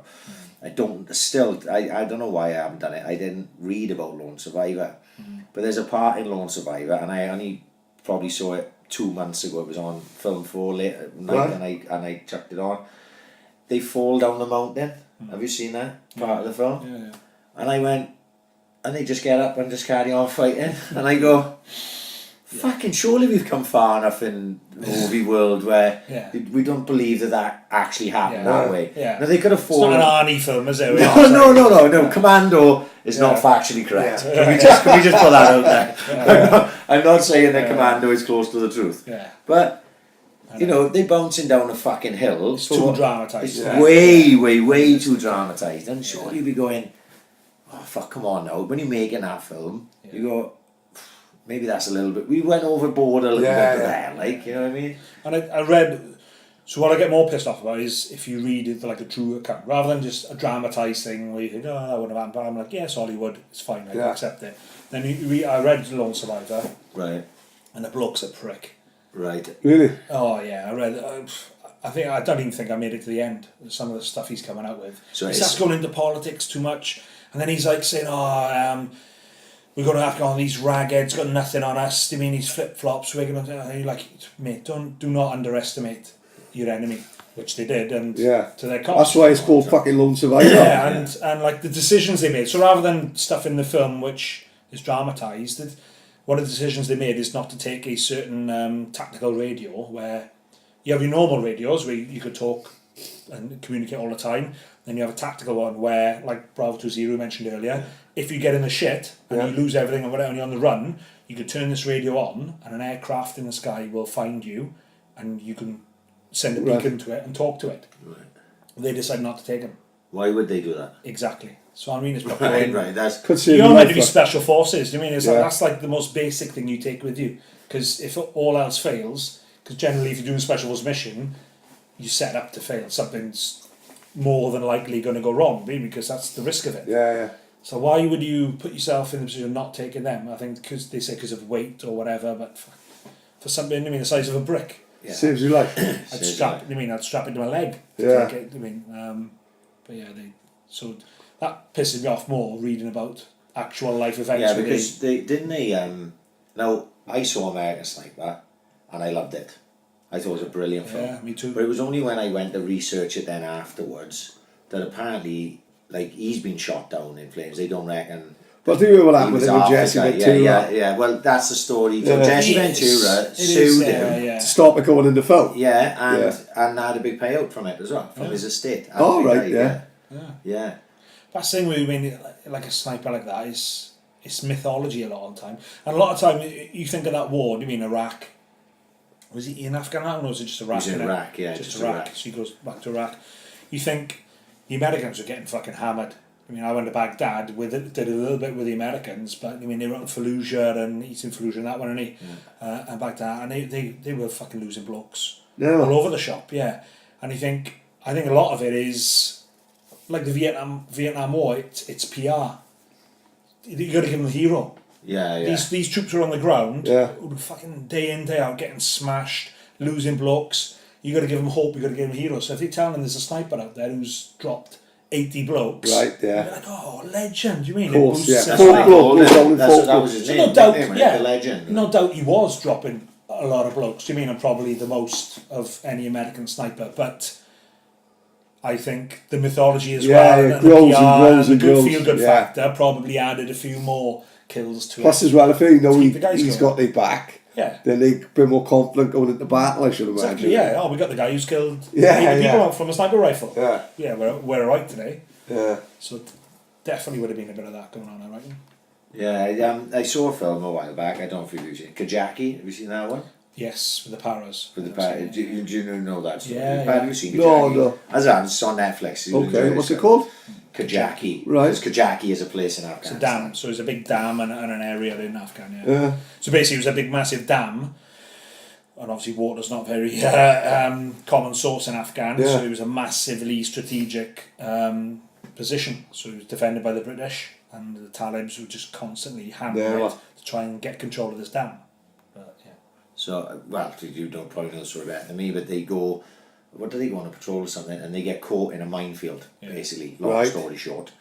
And it's basically, literally, as simple as the film seems, it's just like a fucking troop of men stuck in a minefield, isn't it? Oh, for fuck's sake, and it's like one of the most tense films I've ever seen, like, because they can't move. Yeah. And they're just stuck in a fucking minefield, and it obviously, you know, there's more to it than that, you know, because they had guys up on the hill that were right there and could have helped them, but there was Talib around and stuff, and so it's a really good film on Netflix. But that's I think maybe if you step on something, mine, nobody moves.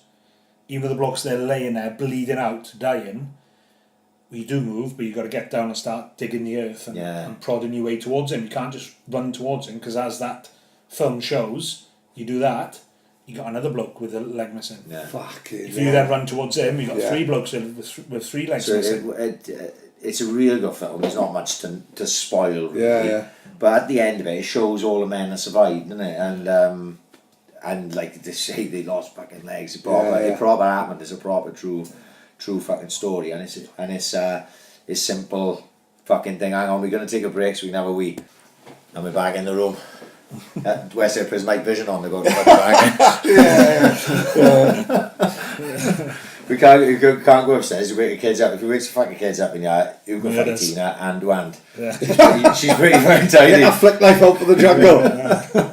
She's up there with a fucking machete, like, you know. So it's bad. So Biggie and the Morris, is it? Looks like Saturday. Could be a big Christmas day for me. And this Saturday. Works Christmas night out in the Union. £1 a week of everyone. There's about 600 in the kitty. 300's going behind the bar in the Union. Johnny Keaveney, I've ordered no all-inclusive VIP bands. So you can go up to the Union as long as you've got a band, you'll have a free drink. That's all day. And you're having £30 back cash anyway. Fucking yes. Yeah, very free day. Like. Who organised that? Johnny Keaveney. Brilliant. Fuck, of all fantastic organisation skills. Quality. Free day. You know what I mean? Then up the Morris. Up the Morris for about 7:30. Catch Biggie set. You know what I mean? I think it's going to be up there with Daft Punk in Coachella in 92. Or Dean Roselli. It's two iconic. No, so there's three high-class iconic gigs. Right? Freddie Mercury Live Aid. Daft Punk Coachella 92 and Dean Roselli at the Star singing Oasis all around the world, isn't it? Honest to God, Liam Gallagher didn't sing it better than Dino, did he? Even Shecky, the Packy Barber, about 12 people in the back of my mother's Toyota Corolla that night. Yeah, honest to God, Dean Roselli at the Star singing all around the world. One of them iconic gigs, like fucking. And the fourth one is going to be Biggie Morris in the Morris. It's going to be fucking. How's great. John from the Morris going to handle Biggie Morris? Well, he probably tell him to turn it down like he always did. But he's just going to end up getting kegged again, and John ain't got a fucking clue. John he'll know what the fucking how loud it is, but he knows this fucking, who knows the score, West? There's fucking 100 people One of the boys texted me the other day, said, do you mind if I go into Morris and drop your name to try and sell John the card readers? Alright, fucking. I was like, yeah, crack on, mate. Fucking good luck with that, man. Good fucking luck with that. Fucking hell. I try to stay away from him these days. A few years back, you're looking at post-Afghan 20. There's always an Afghan in my story. Yeah, it's even before Afghan or after Afghan or fucking in Afghan. So I got back from Afghan in 2012, summer. So we had a few of the boys. We were based in a place called St Athens at the time. Down by Cardiff Airport. Yeah, you know, a few of the boys come down for a piss up my mind on the weekend. Ian Rush was from there, funny enough. Yeah. I think North so. Wales. I thought Ian Rush was North Wales, wasn't he? North Wales, he is. What was he from Mould? I thought he was Euro. St. Fucking Asaph. North Wales, man. Oh my God, Pad, you've let yourself down there. Ian Rush video come up on Twitter today. You're going to have to say fucking 10 Hail Marys and go on. Try it. Right, sorry. So we're all on the piss in my house. As we go outside to get a taxi into town, there's a few girls come out of the house opposite. So the lads are like, fucking hell, I didn't realise you had like a few hot birds opposite. I was, I didn't know myself. So jump in the taxis, go to town, bump into them in town, started talking, all the rest of it. Anyway, back home. So a few days later, the girl lives opposite, Rebecca. So she starts messaging me and nice to meet you the other night. fancy going out for a drink. So start chatting, usual business. So one Thursday evening, sat outside the Morris with John. He's having a fag, and he's putting the world to rights. Yeah. And he'd seen me like going into Rebecca's house, or coming to mine, one of the two. I mean, popping in for a coffee. She's like, "You friendly with Rebecca, are you?" I said, "Well, I mean, we had a coffee, we went out for a drink. Not going to say anything more has happened than that, but get to know each other." He said, "Oh, I tell you what do you want to tell her now?" Because he always got to give a bit of advice to people. Oh, you always got to know as if he's a full-on character. He's in the right, yeah. I tell you what I want to tell her now is she needs to start closing her bedroom blinds. So, right on. Why's that then? Oh, Peeping John. He said, "Well, me and the boys had a right eyeful." The fuck? Look up. He's like fucking Michael J. Fox in Back to the Future 1 when he's at the tree. I said, "What do you mean?" He said, "Well, she goes upstairs to get changed, she don't close the blinds. So we're out the front here having a fag, watching her getting dressed, the full business." Like, oh, alright, fucking, not ideal, but I can move on. This is Westy's future wife we talk about. I can move on from John fucking peeping Tom for the blinds. I said, "Alright, yeah." He said, "Oh, but this one night." Oh, fuck. No, fuck it up. Yeah, this one night. This was a fond memory, this was. Got undressed, laid on the bed. Next thing, the door goes, doesn't it? This bloke walks in. She'd been seeing some guy from down the road. I was like, "Oh, here we go, innit?" Gets his old boy out. Gets on the bed, starts tooling her. Hell of a length on him, mate. What the fuck? We have the binoculars up, did we? Binoculars. Fuck, I was like, "Cheers, John." Oh, that was the end of that one then. Mine's a playing Zipsy. John don't want to house DJ in the Morris on a Saturday night. No. But when we have it, you'll say turn it down. They just turn it up. Like when they put John walked out with sausage and chips and someone stuck the smoke machine on. All he seen was his glasses steam up there. He just turned around and walked into the lounge. His boy's fucking great. His boy is good boxer as well. Like, you know, he's a right handful. Like his boy, he's a great boy. Rod is like good boy as it happens. He's very similar to Luke Cartmer, but knows everyone. Good boy. Knows the score. Knows the score. Very good boy. Like sound as fuck. Yeah, the Morris Saturdays when we fucking bounce it. Last year we had the Love Cats. Fucking, I had 200 people singing "The Only Fool's Noses." Dude, it's fucking great night last year. Hopefully, I want to have John knocking on my window like a few years back. So when's this one? This is summer 2013. So I had a lodger from. He drank in a Morris. Wolfie, we called him. Right. His name was Hobbsy. He looked like Wolfie Adams. I got him. Yeah. So I loved the darts. So he split up with his missus. And I got a flat at the back of my house, like a granny annex. Yeah. So it got its own entrance. Don't bother with my side of the house or anything. So Wolfie said, "Oh, can I rent the flat out? Like, I just want somewhere away from everyone. Yeah. Right next door to the pub where he plays darts and boozes in. Perfect, so yeah. it's a fucking dream ticket for him. Yeah, Gleeman. So he's in there. Wolfie's in there. Been in for months now. Pays cash in hand every month. Yeah. If we don't see each other, he gives it to John, and then John comes and gives it to me. Brilliant. So we're looking at June, July 2013 now. We had a heat wave. Not that you probably remember, but we had a heat wave, right? June, July 2013. I was in Afghan at the time. So I'm in the kitchen, and now my kitchen window faces onto like the side of the Morris. Yeah. So anyway, before that, is this smell in my house? I know, like you haven't taken the bins out for a couple of weeks. Right, so I'm in the kitchen, I'm like, what the fuck is this smell? Buzzing. So, took everything out of the kitchen, ditched all the rubbish ever, bleached, fucking blitzed. For a few days now, couldn't get rid of this smell. It's absolutely fucking humping in there. I just couldn't work it out. Yeah. It must be something, a dead rat under the fucking sink or something. So a couple of days later, John knocks on the window now, facing Morris. So I open the window. He's like, "Alright mate, have you seen Wolfie in the last couple of weeks of you?" I haven't seen him. I don't really see him, to be honest, unless he gives me the cash or he hands it over to you. Or I come into Morris, I don't see him. He said, "Yeah, I've been in the pub for a couple of weeks." Yeah. No, I haven't seen him, mate. I'll let you know. Close the window. So a couple of hours later, I'm sat there going, "Oh, That's what that smell is. What? So walk, and as I go back to the house, I see blue lights in the car park at the back of the Morris. Yeah. Runs out. John had got him to kick the back gate in of my flat. Gone in there. He's been in there for 2 weeks, dead. Wolfie's dead. Dead.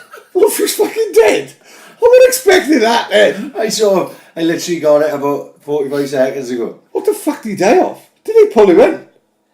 They didn't pull me in. Fuck, the flat was like an horror scene, mate. Went in there. Well, they pulled him out. They put Right, me in the hang ambulance. on. Let's stop things a sec. Right. Right. You've got a house. Yeah. So this is not like a bedroom. In this house now I got 3 bedrooms. So it's got an extension. Right. An extension where my kitchen, at the back of my kitchen, is a door, but it gets locked and I've sealed it off. So it's like an annex. An annex, yeah. Right. So like a ground level granny annex going out to the where a back garden would have been, and then Have it's you got its got own entrance. sink and all that in there? Everything. So Oh, it doesn't need to come into my house. It's got its own kitchen, bathroom, entrance, the lot. Oh, so that's like a bit of a good idea Just for him. live- Like Airbnb before Yeah. Airbnb started, and he without the fucking Or catastrophic it's like a Joseph Fritzl, nobody knows Yeah, where it is yeah. down the back. Yeah. I'm not saying that happened on this occasion. I've got a good solicitor. Lee Davis be back. Goldstone sponsor the podcast. Yeah. So he was in there. Fuck. You know, the maggots had Oh. In his eaten body. his face. Yeah. Oh. Yeah. So they're taken away in the ambulance. No questioning because they knew he just died. I don't actually know what he died of. So the fucking flat is like a horror scene. So went in there. He'd been in a heat wave as well. Or so you kicked the door in, or No, they had all. John had got Yeah. because I'd been out for a couple of hours. So John had got the ambulance service to kick the door in, and then I'd come round as they were. yeah. So I'm in the flat and in the aftermath. There's maggots and flies everywhere, right? And I mean, fucking everywhere. Yeah. Walked into the This is bathroom. after the body gone. Yeah. So after Yeah. I'd taken him out, I had to go in there, didn't I? Couldn't first over the smell. I had to go and get my gas mask. Yeah, Fucking yeah. Marine's gas mask. Honest. You couldn't go in there unless you had it on. Maggots and flies everywhere. So the bathroom, he'd literally thrown his guts up all over the bathroom. Blood, like black, thick blood all up the walls, all over the toilet. A bowler or something, did he? This is like some fucking. I got him in the back. You got him in the bag. Yeah. So he'd thrown his guts up Yeah. all over the bathroom, toilet, and a lot. Blinking it. And then staggered back to bed, and then Yeah. that's obviously Passed away. He lay there, and passed away in the bed. But Fuck, he rest in peace, he Wolfie. melted into the bed and everything because he'd been there for 2 weeks. Yeah. What do we melted into the bed? Where all his skin and flesh had started, obviously decomposing. So how did John the Morris realise that? He must put two and two together. Well, that's what I'm saying. It's like fucking Sherlock Holmes. I'm saying, Yeah. I say He's wasted. Yeah. I make a joke of it. Obviously, it is tragic for Wolfie. I knew him as well, but it's pretty sad, isn't it, that the only reason somebody knew you were dead was because you hadn't been to the pub for 2 weeks. Fucking hell. Oh my god, that's quite grim. It is. I was saying it, I was like, fuck, he was the best tenant ever. Paid on time, cash. Yeah. I was like, I hope Obviously he's- very quiet. Yeah. Granted he'd be passed I away was like, fucking you mean, 3 weeks. he's perfect. I hope he stays here till he dies. I'm like, Yeah. It Didn't realise was, it's gonna be it was 3 20 days years later. earlier than I thought he was going to be. Rest in peace, Wolfie. I love his family. Well, honestly. fuck it. So- Wolfie, mate, look. Right, that's your house, you own it. Yeah. And that's still there now, that annex. Yeah. But you're not It's, renting it might be come up for rent soon. Yeah. The ghost of Wolfie, fucking having a game of darts at 2 in the morning. Yeah. Nearly headless Nick. Fucking Harry Potter. Fucking hell. Yeah, All we can do in the night is, oh! So he's a bit of a jinx, John. Stay away me. from him. Like.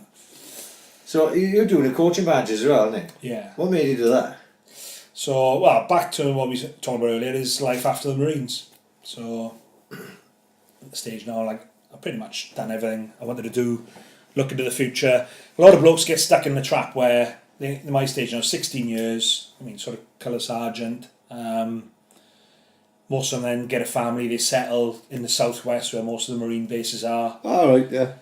So, I mean, fuck, like, I mean, that's it's over 40 grand a year, plus all the expenses and everything. Is like, you're not going to jack it in Yeah. with a few years left till your pension. Of course, yeah. And they know that. So I'm at the stage now, I'm like, well, I don't want to be reliant on that. I'm going to start looking at stuff where I want to move into, which is going to give me personal enjoyment. Rather than just leaving and getting a job just for the sake of getting a job or going on the security circuit. Something I might enjoy. I mean, a bit of a challenge as well. Obviously doesn't pay that well, but could be a part-time thing. So I looked into it. I did like the football leaders one last summer. I fucking really enjoyed it. And maybe a bit disappointed actually, because playing all the sessions, because you play out the sessions when the other guys are coaching them. And made me realise I shouldn't have given up playing football as early as I did. I mean, because I fucking enjoyed playing it.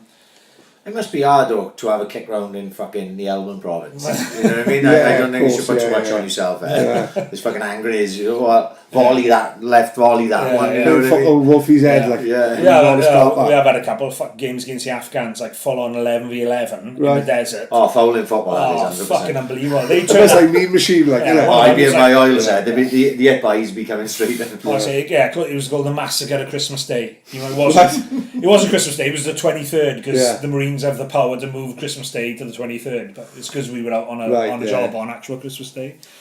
So we played the Afghans 11v11 in their like makeshift desert football pitch. They turned up full kit, right?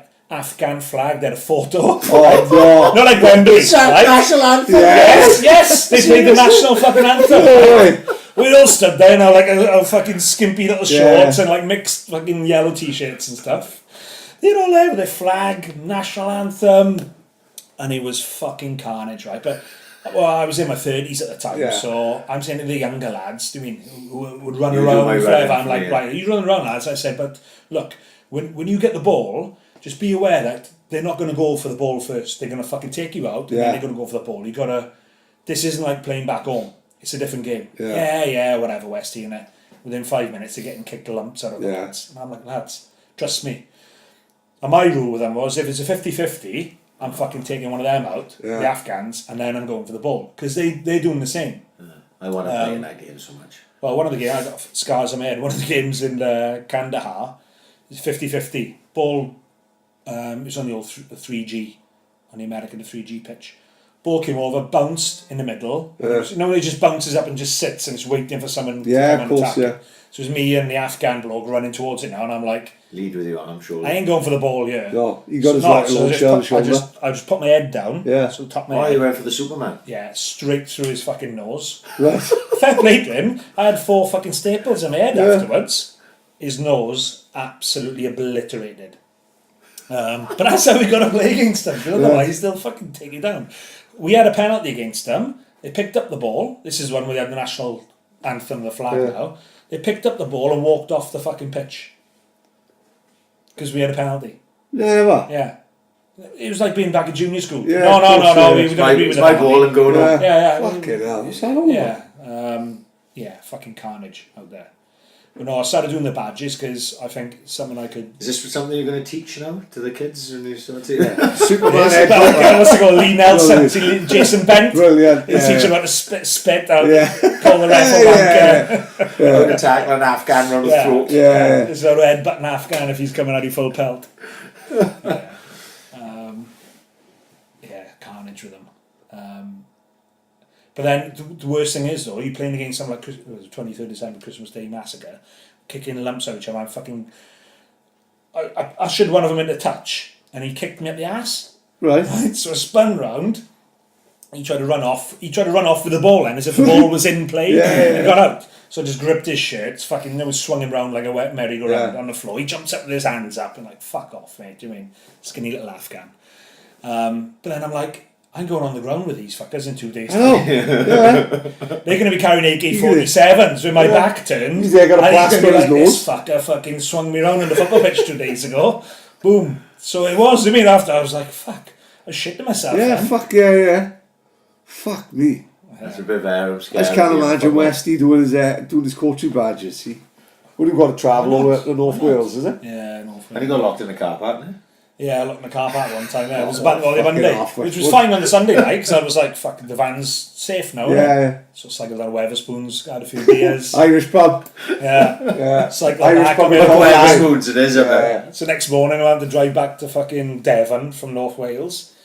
fucking they locked the barriers because it was a bank holiday Monday. Oh, Try to go on it again, fuck's sake. No, I had to go to a leisure centre further down who had a spare key, and they eventually let me out. It's a great van you got though. Nice van you got. Yeah, the transit. Yeah. Yeah. Best Do you kit the back or do you just literally just check It's them out? it's got rock and roll bed, leisure battery, and all the lights and all the trimmings. But I haven't got all the sink and the units and everything because I prefer the space. Yeah, no, yeah, 100%. So I can get bikes in there, Yeah, got a yeah, kayak yeah. in there, spot on. Yeah, I think with the football coaching badges, I think there's a lot of crossover between the Marines and them. Yeah. Like, listen, after I done the podcast with you, I didn't even know about podcasts. I thought it was like something Radio 1 did, and it was only like of course, broadcasters. Yeah. So I got right into it, and OTJ was on after me, I think, wasn't he? Exactly, yes, he was, because we talk about it right at the end of the podcast that Owen Curry-Jones was on 30. Yeah, I was just thinking, fucking hell, it's mad, isn't it? Yeah. So I listened to that one, so I started following his ones then. So I listened to a few days, and like he was talking, I think Danny Gabardon was one of them, and he was talking about the problems he had when leaving football and what players have, and I was like, fuck, do you know what? There's a lot of similarities. As one of them, as in how they let themselves go. So you get guys in the Marines who are fit because mostly they're forced to be fit. I mean, when they were young, they joined up. But like 15 years later, they've lost that motivation of when they were young. Yeah. And they stay fit because they're forced to, and then they leave and They don't stay fit. they haven't got and I think footballers are like that. Yeah. Not all of them, but some of them will be forced to stay Not fit. everyone could be a pundit because they want to be. Yeah. Boxers, because they have to be fit. Boxers, exactly the same. Yeah. How many boxers you look at now? Look at Naz, for fuck's sake. Yeah. And Ricky Hatton go. Ricky And Hatton. Ricky ain't got his own gym. Ricky Hatton goes in the gym, but you look at Carl Froch, and then you're looking at a committed man. Yeah. Carl Froch still looks the same as he did when he Enzo still fucking trains right, really hard. Yeah. And I think, and you look at like we talked earlier about the mental side of it, PTSD and mental health. I don't know if it was Danny Gabardon, it might have been one of those ones they on about how they struggle afterwards, footballers. I like to see a lot of similarities in that. Is not that I'm comparing myself to a footballer, and they probably wouldn't compare themselves to being a Marine. No. But you take someone who's, say, played competitive sport, or not just football, any competitive sport at the highest level. They competed in the cup final, Premier League matches, right? The Olympics. Playing in front of 50,000 people. Right. The ultimate buzz, right? They've reached the pinnacle of their life, their career and everything. And then suddenly that ends. And they're like, fuck, how do I replicate that? Yeah.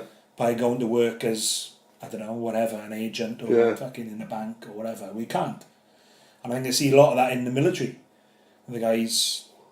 Well, I've seen them do so. I don't suffer with PTSD, whatever, but I do have bouts when I come back, like Trampface. That's one of my things to keep me motivated, sort of on the level and stimulated, and something to look forward to. So I think there's a big similarity with there. Whereas those guys, they leave that environment, their cup final, and they're on a big downer. Like, how do I get that back? And then that probably that down leads to depression, which leads to a PTSD. Exactly. And then it's got no focus or driving, nothing direction. As you said, the football course for you is like, I can't see you just saying, oh, fucking becoming a postman, like, because I couldn't see it being enough for you, like, if that makes any sense. Like, maybe going into the coaching, it's enjoyable, it's different, which is probably a big thing I think you would need. As you said, I couldn't see you going into Admiral in a call centre. I think you'd end up fucking pulling your head up, you know what I mean? I don't think it would work for you, like, you know, don't know, it's fuck all work and nothing wrong with being an Admiral, nothing wrong with being a postman. You know? I wish I was an Admiral for some of the stories. And the videos. Yeah, but that's what it is for me, is like, it's similar, it's a crossover, so like teaching how to play football is very similar to how I teach people how to operate a rifle and how to do tactics. But I haven't got as much technical knowledge as, like, I'm on this course with a load of blokes who've been coaching for decades, some of them, so they've got a lot more football knowledge than me. I'm probably a better instructor than them, so when we actually go to do the practicals, I'm better at, like, doing a demonstration, explaining it, telling people what to do, because they've got more knowledge. Got those skills, So it'd be a challenge for me to pick up all these. There's some fucking boots on this course. Well, I've done it. Neil Cobley did a couple of FAW courses, and as you said, the ones who laugh at are the ones who've never kicked a football in their life, and they've taken a course. Like, as you said, you've got to do the. I did the same as you. When someone's teaching you, he's taking the lesson sort of thing, and you've got to do some of the people literally cannot kick a football, like, and they are training to be coaches. And don't know what, good luck to them. They may end up being fucking great coaches, like. Yeah, it's one guy on. I think it was last weekend. We were looking 20, 21 stone. Yeah. Right. So we get out and we have to do the sessions together. So he joins in, and there's 2 colour bibs down on the ground, blue and red. Right. This guy's wearing a Man United fucking top. Right. Not like a training top, whatever. Man United like first team top. Yeah. For starters, what the fuck you doing wearing a Man United football top on a FAW fucking coaching course in North Wales? Right, and he's 20 odd stone. So he's got a red Man United top on. So we go to pick up the bibs, and he can't. He's already worked out that he can't put these bibs on. Yeah. So he has to carry them in his hand. Right. So he's going to be running around. He's with the bib in his fucking hand. Guess what colour bib team he picks up to go on? No, please not blue. Fucking blue. Of course he's not the red, yeah. Blue. And he's running on the red top. I went, mate, what the fuck are you doing? He said, what? I said, you got a red top on, you picked up a blue bib. Yeah. Oh, but don't fit me. Pick up a fucking red one then, because it's the same colour as your top. Fucking hell. Honest to God, mate. I'm like, you're teaching the next generation, well, allegedly, the next generation of fucking kids playing football. And brilliant. It's funny though. God help. We like you say, we talk about this a little bit. This, you know, there should be more coaches, and there should be more people trying and going through and that. But I just feel, and like I'm one of the worst fucking people to talk about it, because I'm not doing it. Yeah. But you know, I think there's so many people that are keen to do it that probably don't have the skills to actually do it. Like, do you know what I mean? But they just, I don't know, how are they going to progress football unless you get coaches in there? Like, you know, it's fucking tough. Like Richard Barrow was saying last week, a lot of parents are just pushed into it. Yeah. Just pushed into it. Yeah. You know, but if you know, people should go out and get more of the fucking That's skills. a lot of these guys are fair play to them. It's like, I mean, I'm mocking them there, but I think they've just ended up they've been taking their kid regularly. They're real like passionate and good at attendance. And somebody said to them, well, you're here all the time, you're taking the kids, you're passionate about it, why don't you coach them? And they probably gone on and gone, well, I don't really know how to. Well, go and do the course. So fair play to them. I mean, I'm mocking them. I am. Fair man to me, like. I can't fault them, and it's only going to improve it. I'd rather have somebody who's gone and done a course and have a bit of structure than just doing it off his own back and being completely useless. But what do you see? Do you see yourself? I was thinking about it last week. I was obviously watching my kids every weekend, and I'm going, I couldn't do this. Seriously, last Sunday I was thinking about it. I was like, I couldn't do this. I looking at Leon, it was blowing a fucking gale a minute into it, right? And the boys, it was so windy, right, that the boys are running with the ball. Yeah. It's not like, you know, when you kick a ball in the air and it catches in the wind and you see it move. You sort of expect that in the wind, don't you? But the boys are running with the ball, and the wind was so strong it was blowing it away from their feet as they were running. You're going, how are you supposed to coach us? And I'm looking over at Leon, and he's dealing with 8 kids. Right? Sorry, more than that. There was 4 off a pitch, 5 on a pitch. And he's trying to stop these fighting with each other over here. Fucking behave with it, boys. Obviously not swearing, because he's a lot better man than I am.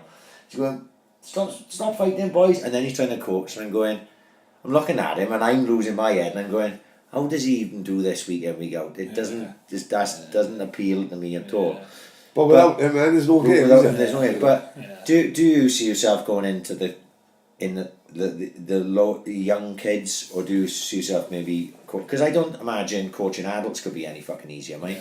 Because you've got a little bit of it from standing on a sideline and being like a representative of the club. You look at a lot of fucking adults, and you're going, oh my god, how am I supposed to deal with him telling me to fuck off every 30 seconds? And shit like that. Like, you know, there's it's one of those thankless jobs, isn't it, in a lot of ways, fucking coaching, like. Well, it's difficult because the first mentoring session they gave me, I'd done all these plans, I was there for hours. It was running with the ball, so I'm going to bring out all the techniques. I'm going to stop them here, I'm going to bring out, what do you mean, you've got to get your head up, you've got to get the ball out your feet, you've got to get into your stride, structured it and everything. Turned up on the night, they give me under 5 girls, right? I might as well not fucking not bothered. Right. Because they just wanted to play football. They didn't do anything. Just me telling them how to run with the ball, whatever. They were just like, And I set up a practice where they had to run into the end goal, and they were like, well, can I go in goals? And I was like, well, there's no goals. You could just run into the end zone. And they were like, what do you mean there's no goals? I was like, oh, just play. Do you know what I mean? It's a completely different set. And it was great. I loved it, but I was like, it was a bit shit of the FAW giving me that. How can they assess me coaching the proper process when you give me a load of kids who just want to play football and I just want them to play football? Yeah. And in the end, and I was like, and he was like, oh mate, he was like, oh, it was great.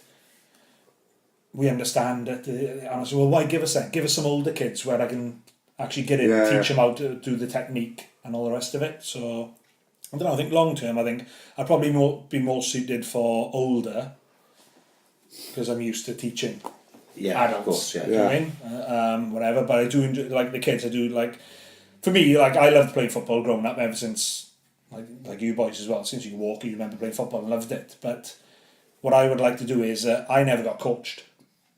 I mean, ever. I can never remember. If you said me, what time can you remember? I think Wayne Hall's father came along one time. He wasn't even the coach, and he gave us a few tips. Yeah, I was very lucky. I was too. Yeah. Well, Glennie Davis was my first coach. Who used to play for the Swans. Yeah. And then I had Mickey Lovell, who was obviously never played like Glennie did. But Mickey knew how to coach. Mickey knew how to talk to. Mickey knew how to teach you man management. And then Martin Evans with the schoolboys, and fucking. So that's right. I'd like so I was very lucky, to be honest. I like to see kids who get the enjoyment that I did. Yeah.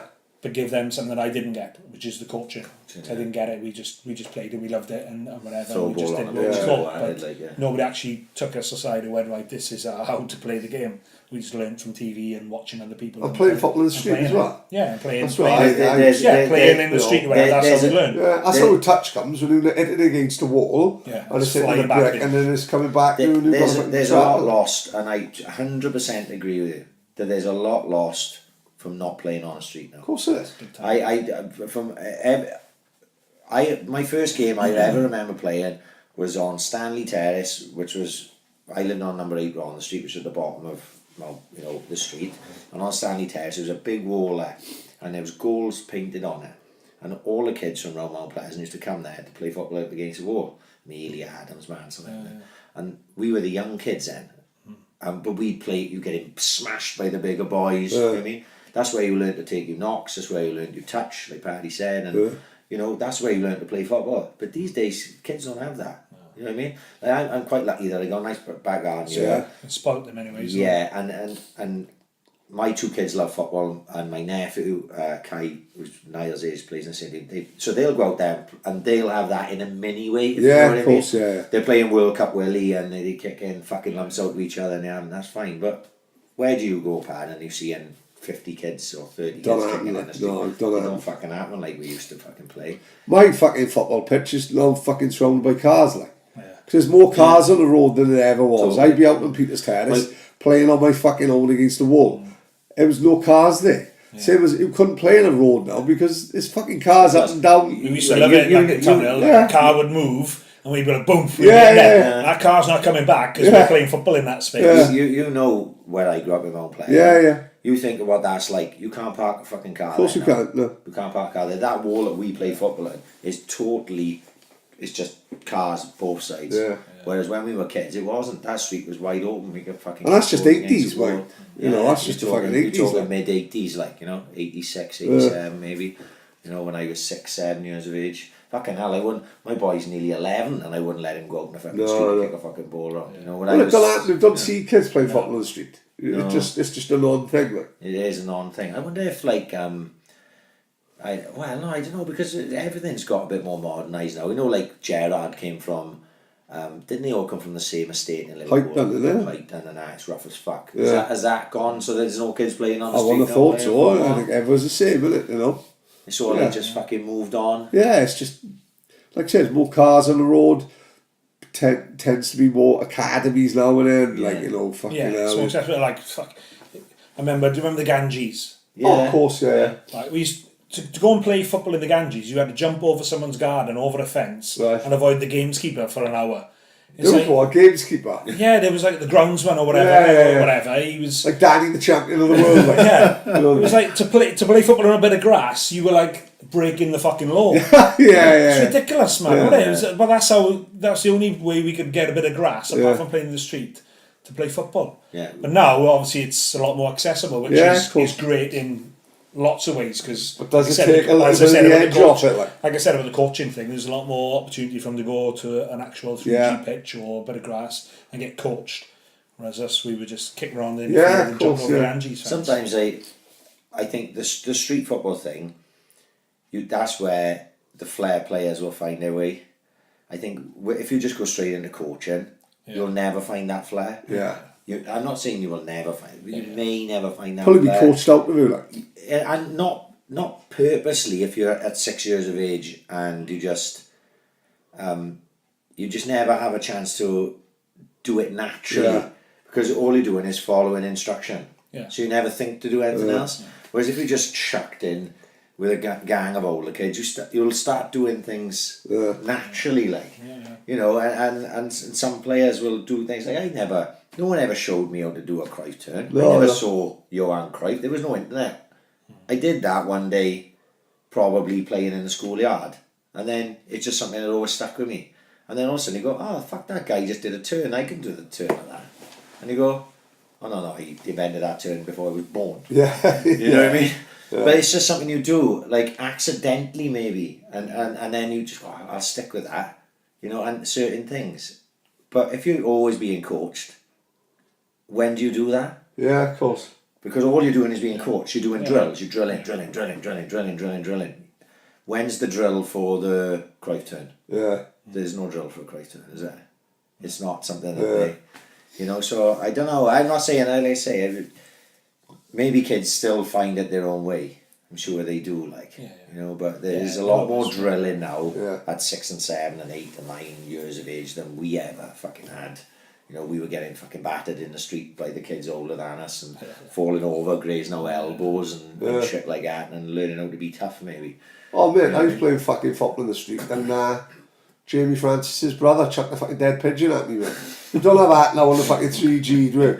I went in the house crying, mate, you know, covered in fucking pigeon guts. Yeah. That don't happen up the fucking 3G up fucking paradise. I was playing in Bishop Gore Schoolyard down the bottom pitch, and there was like this area that was walled off, and there was this big fence there, and they had opened the gates this one day, the teachers, and they must have chucked like a load of old desks in there, right? And obviously the boys then being menaces, they climbed over and they were smashing up the desks. Well, I wasn't smashing up the desks, I was playing football. Yeah. So I'm running down the fucking wing like I looking to spin a ball in a box, and Johnny Owen, one of the boys, threw a table leg over the wall. Well, they fucking lamped me straight on top of the fucking napper. Oh, it's got to split my head like a fucking melon. I'm in the fucking nurse's office, like, having fucking blood pissing out my fucking head. I thought I was only supposed to have a game of football. Great header, one of the best of my career. Yeah. I went straight forward. Yeah. But, you know, it's just like, I don't know, like I say, we've talked about that loads with the kids' football, but I like to see natural talent stuff being brought out, you know, as much as fucking humanly fucking possible if I can, like, you know, regards. I saw every fucking player with a little bit of talent called an ex-Gaza, like. Yeah. But it hadn't been a player like Gaza since fucking Gaza, really, is it? Wiltshire was called it, but I thought massively overrated. Trying to think back. Do you know what? I saw Wiltshire one day when Arsenal played Barcelona at the new camp. I thought he was amazing. It was when he first came in. Yeah. And he was brilliant. And I remember thinking to myself, he'd fit perfect in this Barcelona side. That was my thought, like, you know. But it's just, when you get that many injuries, you can't become the player. No, he couldn't become the player he could have been. Yeah. You know what I mean? He wasn't Gaza. He couldn't do the same things Gaza did. But he had so much fucking natural talent. I really rated Wiltshire. It's a shame, really, what happened with his career, like, but there we are, that was that. One thing I wanted to ask you, and it's one thing I've always thought about, another thing, because I'm fucking fascinated with Vietnam. Did you ever do jungle training? Yes. So I'm a jungle warfare instructor. Oh, right, okay. Fucking Well, like that. Right. So where did you go to jungle Brunei, Borneo. Right, hang on. Let me fucking Borneo is an island, so it'd be north of Australia, sort of southeast of Malaysia. Well, part of Borneo is Malaysia. Right. So picture it. So it's on the equator, more or less. So it's fucking boiling there. Yeah. And like 12 hours sunshine, 12 hours darkness. Literally. Where do you take a shit? Latrines. If you're in the jungle camp, Yeah. you take latrines. Is it wipe your ass with like leaves and that, or? No, we've got rations and that way. Is it? Supplied, yeah. Oh, right. It's not Did the end of the have world to, then. yeah. Huh? If you did have to, then yeah. I thought it'd be like a naked Martin wiping your ass with your hand and sticking on toothbrush and that. Fuck that for a gig, alright? Yeah. So that was. That's quite civilised then. 2010, yeah. So 2010. But I suppose if you were on So it's, proper jungle manoeuvres, actually, like in theatre, you wouldn't be taking toilet with you, would you? You'd be shitting like a bag of shit, would you? Yeah. I mean, if you're in a sort of an observation post watching something, you shit in a bag and take it with you. Cause, Really? Yeah, the smell. It's going to track animals, insects. Wolfie. Yeah. Jesus Christ. So yeah, I mean, they call it hard routine. So hard routine is you can't cook, you can't light any fires. If you're a smoker, you can't smoke. Obviously, if you shit or piss, it has to be into a bag or a bottle. You can piss in like? Yeah. Really? Into a bottle, yeah. Because when you're on So you have like the bladders. Yeah. A bit like the camelback I took the I Benica got it, scene. yeah. Fucking didn't have that mixed up in Benica scene. That's what I was ended in. up drinking If I shit that might have. Fucking hell, like You brought the wrong one up the fridge. Yeah. Yeah, so 2010, so they sent me out, it's like a 7-week course, so they send you out to the jungle to become a jungle survival warfare instructor, yeah. So you like periods, a few lessons on camp, then you go to the jungle. It's bizarre though, you still use the old Hueys from Vietnam. Like, oh, right. It's called the Bell 212, it's called, the helicopter, Huey. So they still use them out there, but to get into the jungle, there's no roads. It's in the helicopter. So you're in like thick Brunei jungle. They call it three-story canopy. So it's like primary jungle. It's just like predator style. Just all you can see is trees top everywhere. trees. Yeah, all you can see is the canopy. So it'd be and dark trees. when you go in there. It's it's light, but it's still shaded everywhere. So the helicopter you're in, but it's fucking fat. I mean, you sat on the side of this helicopter looking out, and it just looks like a sea of broccoli. Yeah. It's fucking mental. I mean, you just like, and most of it's untouched. Of course it It's will mad be. that in this day and age, you think there's so much terrain out there that no humans, Yeah. or hardly any humans ever set foot on, and then it'll drop you off on like a high point. And it's a surreal moment where you get off the helicopter, you sort of go firm, take a knee, and then that helicopter lifts off, drifts off into the distance, you hear it leaving, and then you're like, fuck. that's it. Do you know what I mean? If I get bitten by a snake or whatever now, it's going to take a while for that helicopter to get back. There's no like, let's ring 999 and get an ambulance out. So Brunei, which is like, it's just like a small sultanate at the top of Borneo. I think it used to be owned by the British. Yeah, because they drive on the left, which is bad, because then when you go to the other part of the island, you have to fucking go through the border and then turn to the right hand side. So did that in 2010, of course. Fucking hell. Fucking fascinating. I remember, so one of the missions, we had to go out and do an ambush. So we had orders, so we were out on exercise in the jungle, and it is proper. It's brilliant because it's basic soldiering. So I mean, we got comfortable over the years with Afghans and Iraqs, and we've always got vehicles and lots of supplies and lots of water. But there, you've got to ration stuff. Yeah. It's like old school to me, because like I said, the helicopter's gone. So what you've got is what you've got, and you've got to make it last. So we had to go into an ambush, and it was be prepared to be in the ambush for 24 hours. So it's like, right, so patrolled out, got in the ambush, laid there, we were watching a track. So I had to watch this track for up to 24 hours. Turned out we were there for 20 hours. Fuck. Just laid there in the fucking jungle. I mean, bear in mind, you're on the jungle floor, and this is... Insects and shit and everything. snakes. I mean, this is the total wilderness. This is not... Paddy Redknapp walks through. Yeah. And you lay there, like, every 2 seconds I'd be, like, slapping something because something's crawling on me. And then after about 5 minutes, you're like, do you know what? It's fucking pointless. Because I'm going to stay here for 20 hours just slapping myself. Yeah. So you just lay there and everything's crawling over you, fucking nipping you. It is the odd one where it's something you feel something big and you think, fuck off. Yeah. I mean, that one's getting swiped off, like. But, yeah.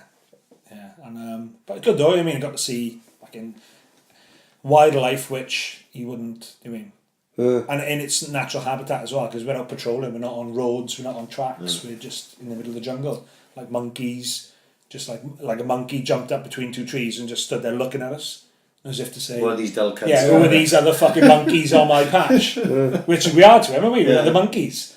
And it was, hard as fuck, but very worthwhile. Fuck. It's funny crazy, because the reason that made me think of that was, I stick with this out, I made a joke about I read that, but I was, if you looked at every single one of them in I'm a Celebrity, they were bit to fuck. Yeah. Oh, right, yeah. Yeah, and the most obvious one of the lot was the girl that comes second, Emily Attack. is it? Because she's so white, you could see it. Yeah. Man, you know when he bites you, and that's a sanitised jungle, isn't it? Well, maybe it's not. I don't know where the fuck they put them, but I was thinking that's the worst. You just constantly bit fucking. But is it like an Afghan? Do you get bit the fucking Afghans? I don't get bit the fuck. You do get bit. Yeah. It's not. What were those They try to make you massive take malaria spiders? tablets. Camel spider. Camel spiders. Yeah. Patrick, Google camel spiders. Really? Never. Oh my God. See the wind up. You wouldn't have seen it. So we got back from one of the jobs. Walked in the room. Threw my kit off. Turned the light on. Looked at my bed, and there's this fucking massive camel spider crawling over my bed. I'm serious now. Westy's not doing it justice, but Never. Yeah. Size of a shoulder. So I'm looking at it going, fuck. Now, I don't know what's worse. Has it been in our room on my bed all this time? Or have you broken in with a new fucking clothes like? Or as I've thrown my kit off in the dark, has it been thrown off me when we come back in the helicopter? So has it been sat on me for all this time?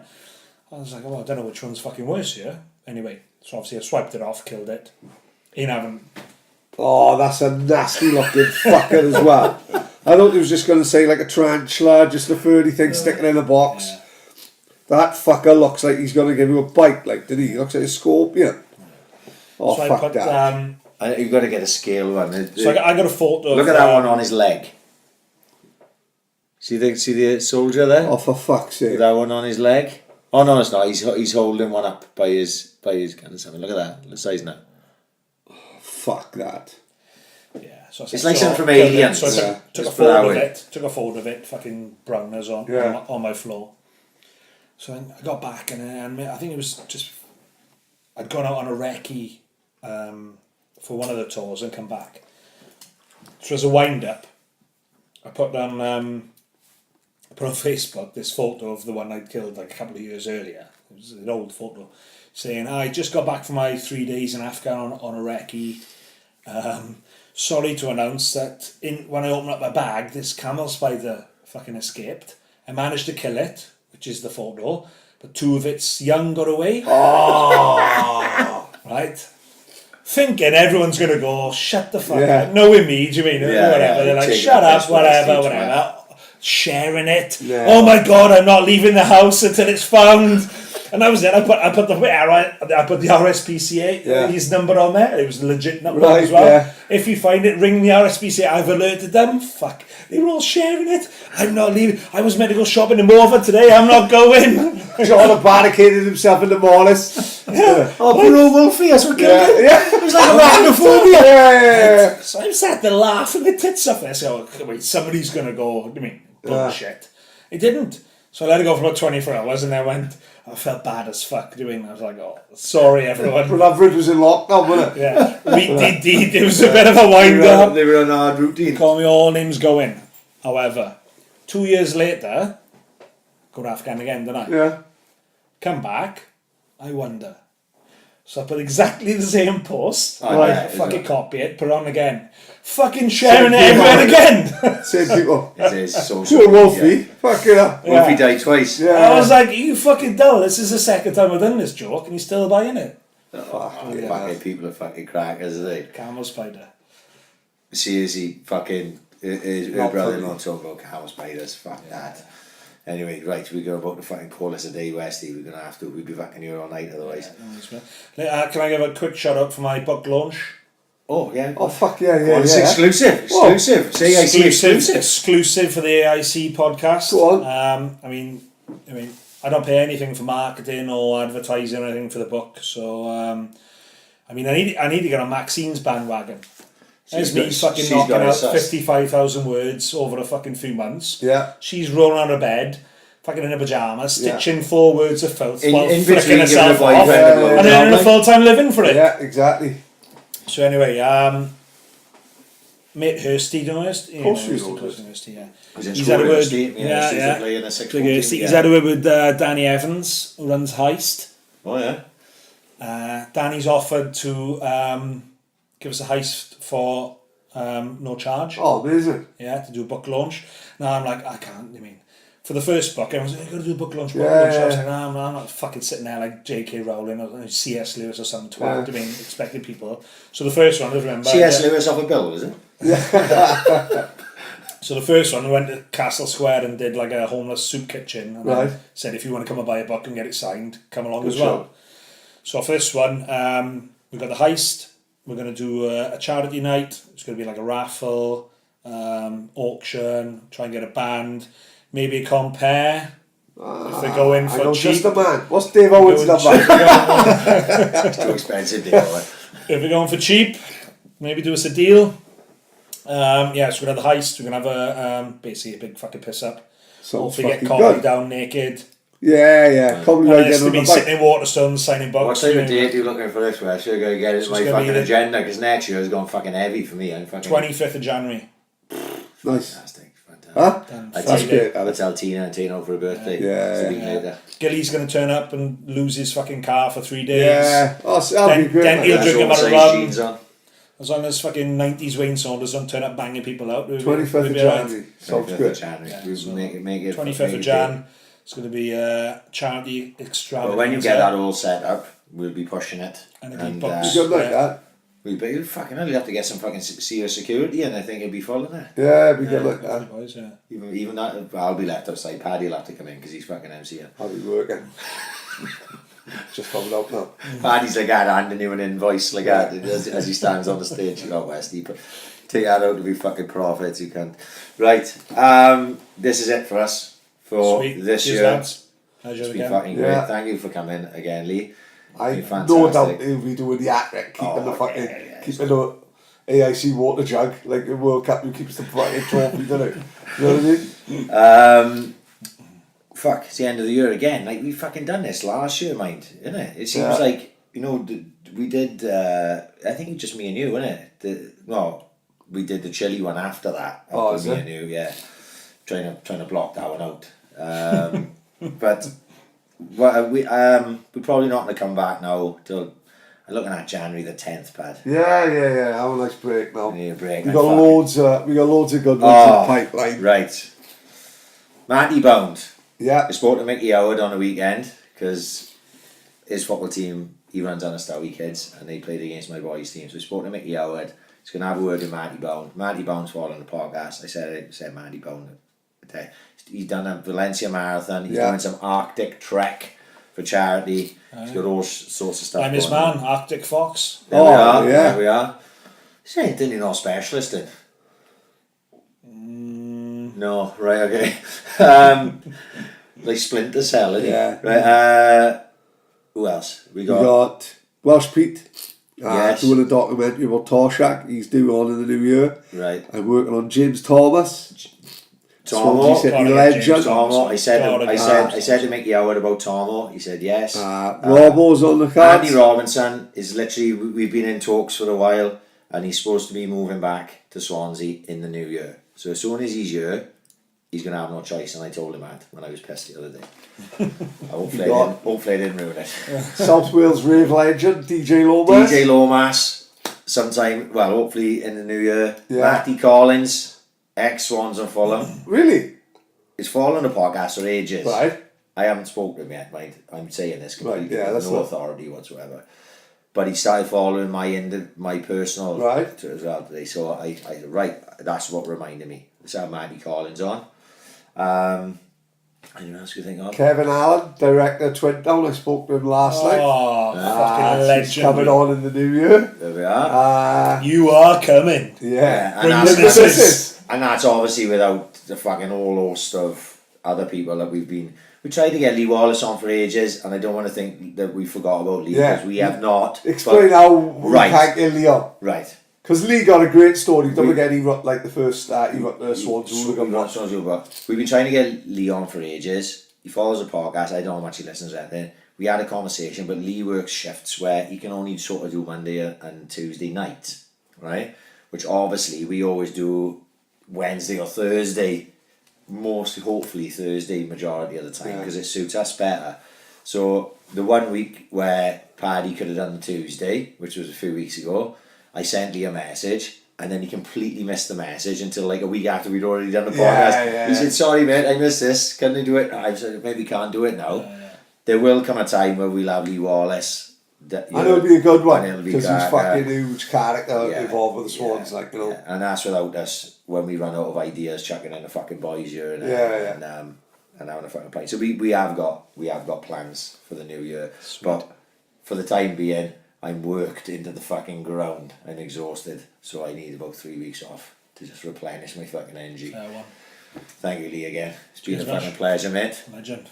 And we are out. If you're gonna miss the AIC that much and you haven't fucking listened to it, go on a TTLO podcast and listen to the TTLO versus AIC podcast from last Sunday, which was great fun, Pat. Good laugh, I enjoyed it. Which was great fun. And see how we got off in that fucking quiz. Of course we fucking won because we fucking they looked a bunch of dull cunts. But it was a fucking real good laugh, and a dog have got a nappy on, so that is worth it. Must be alone, isn't it? We are out. Have a fucking Merry Christmas, Happy New Year. Westy, wish them Merry Christmas, Happy New Year, mate. Merry Christmas, Happy New Year. Pad. Happy Hanukkah. You couldn't even do that fucking properly. You're not going to say happy birthday, you know, can't they? They're on the Christmas period. We are out. Peace.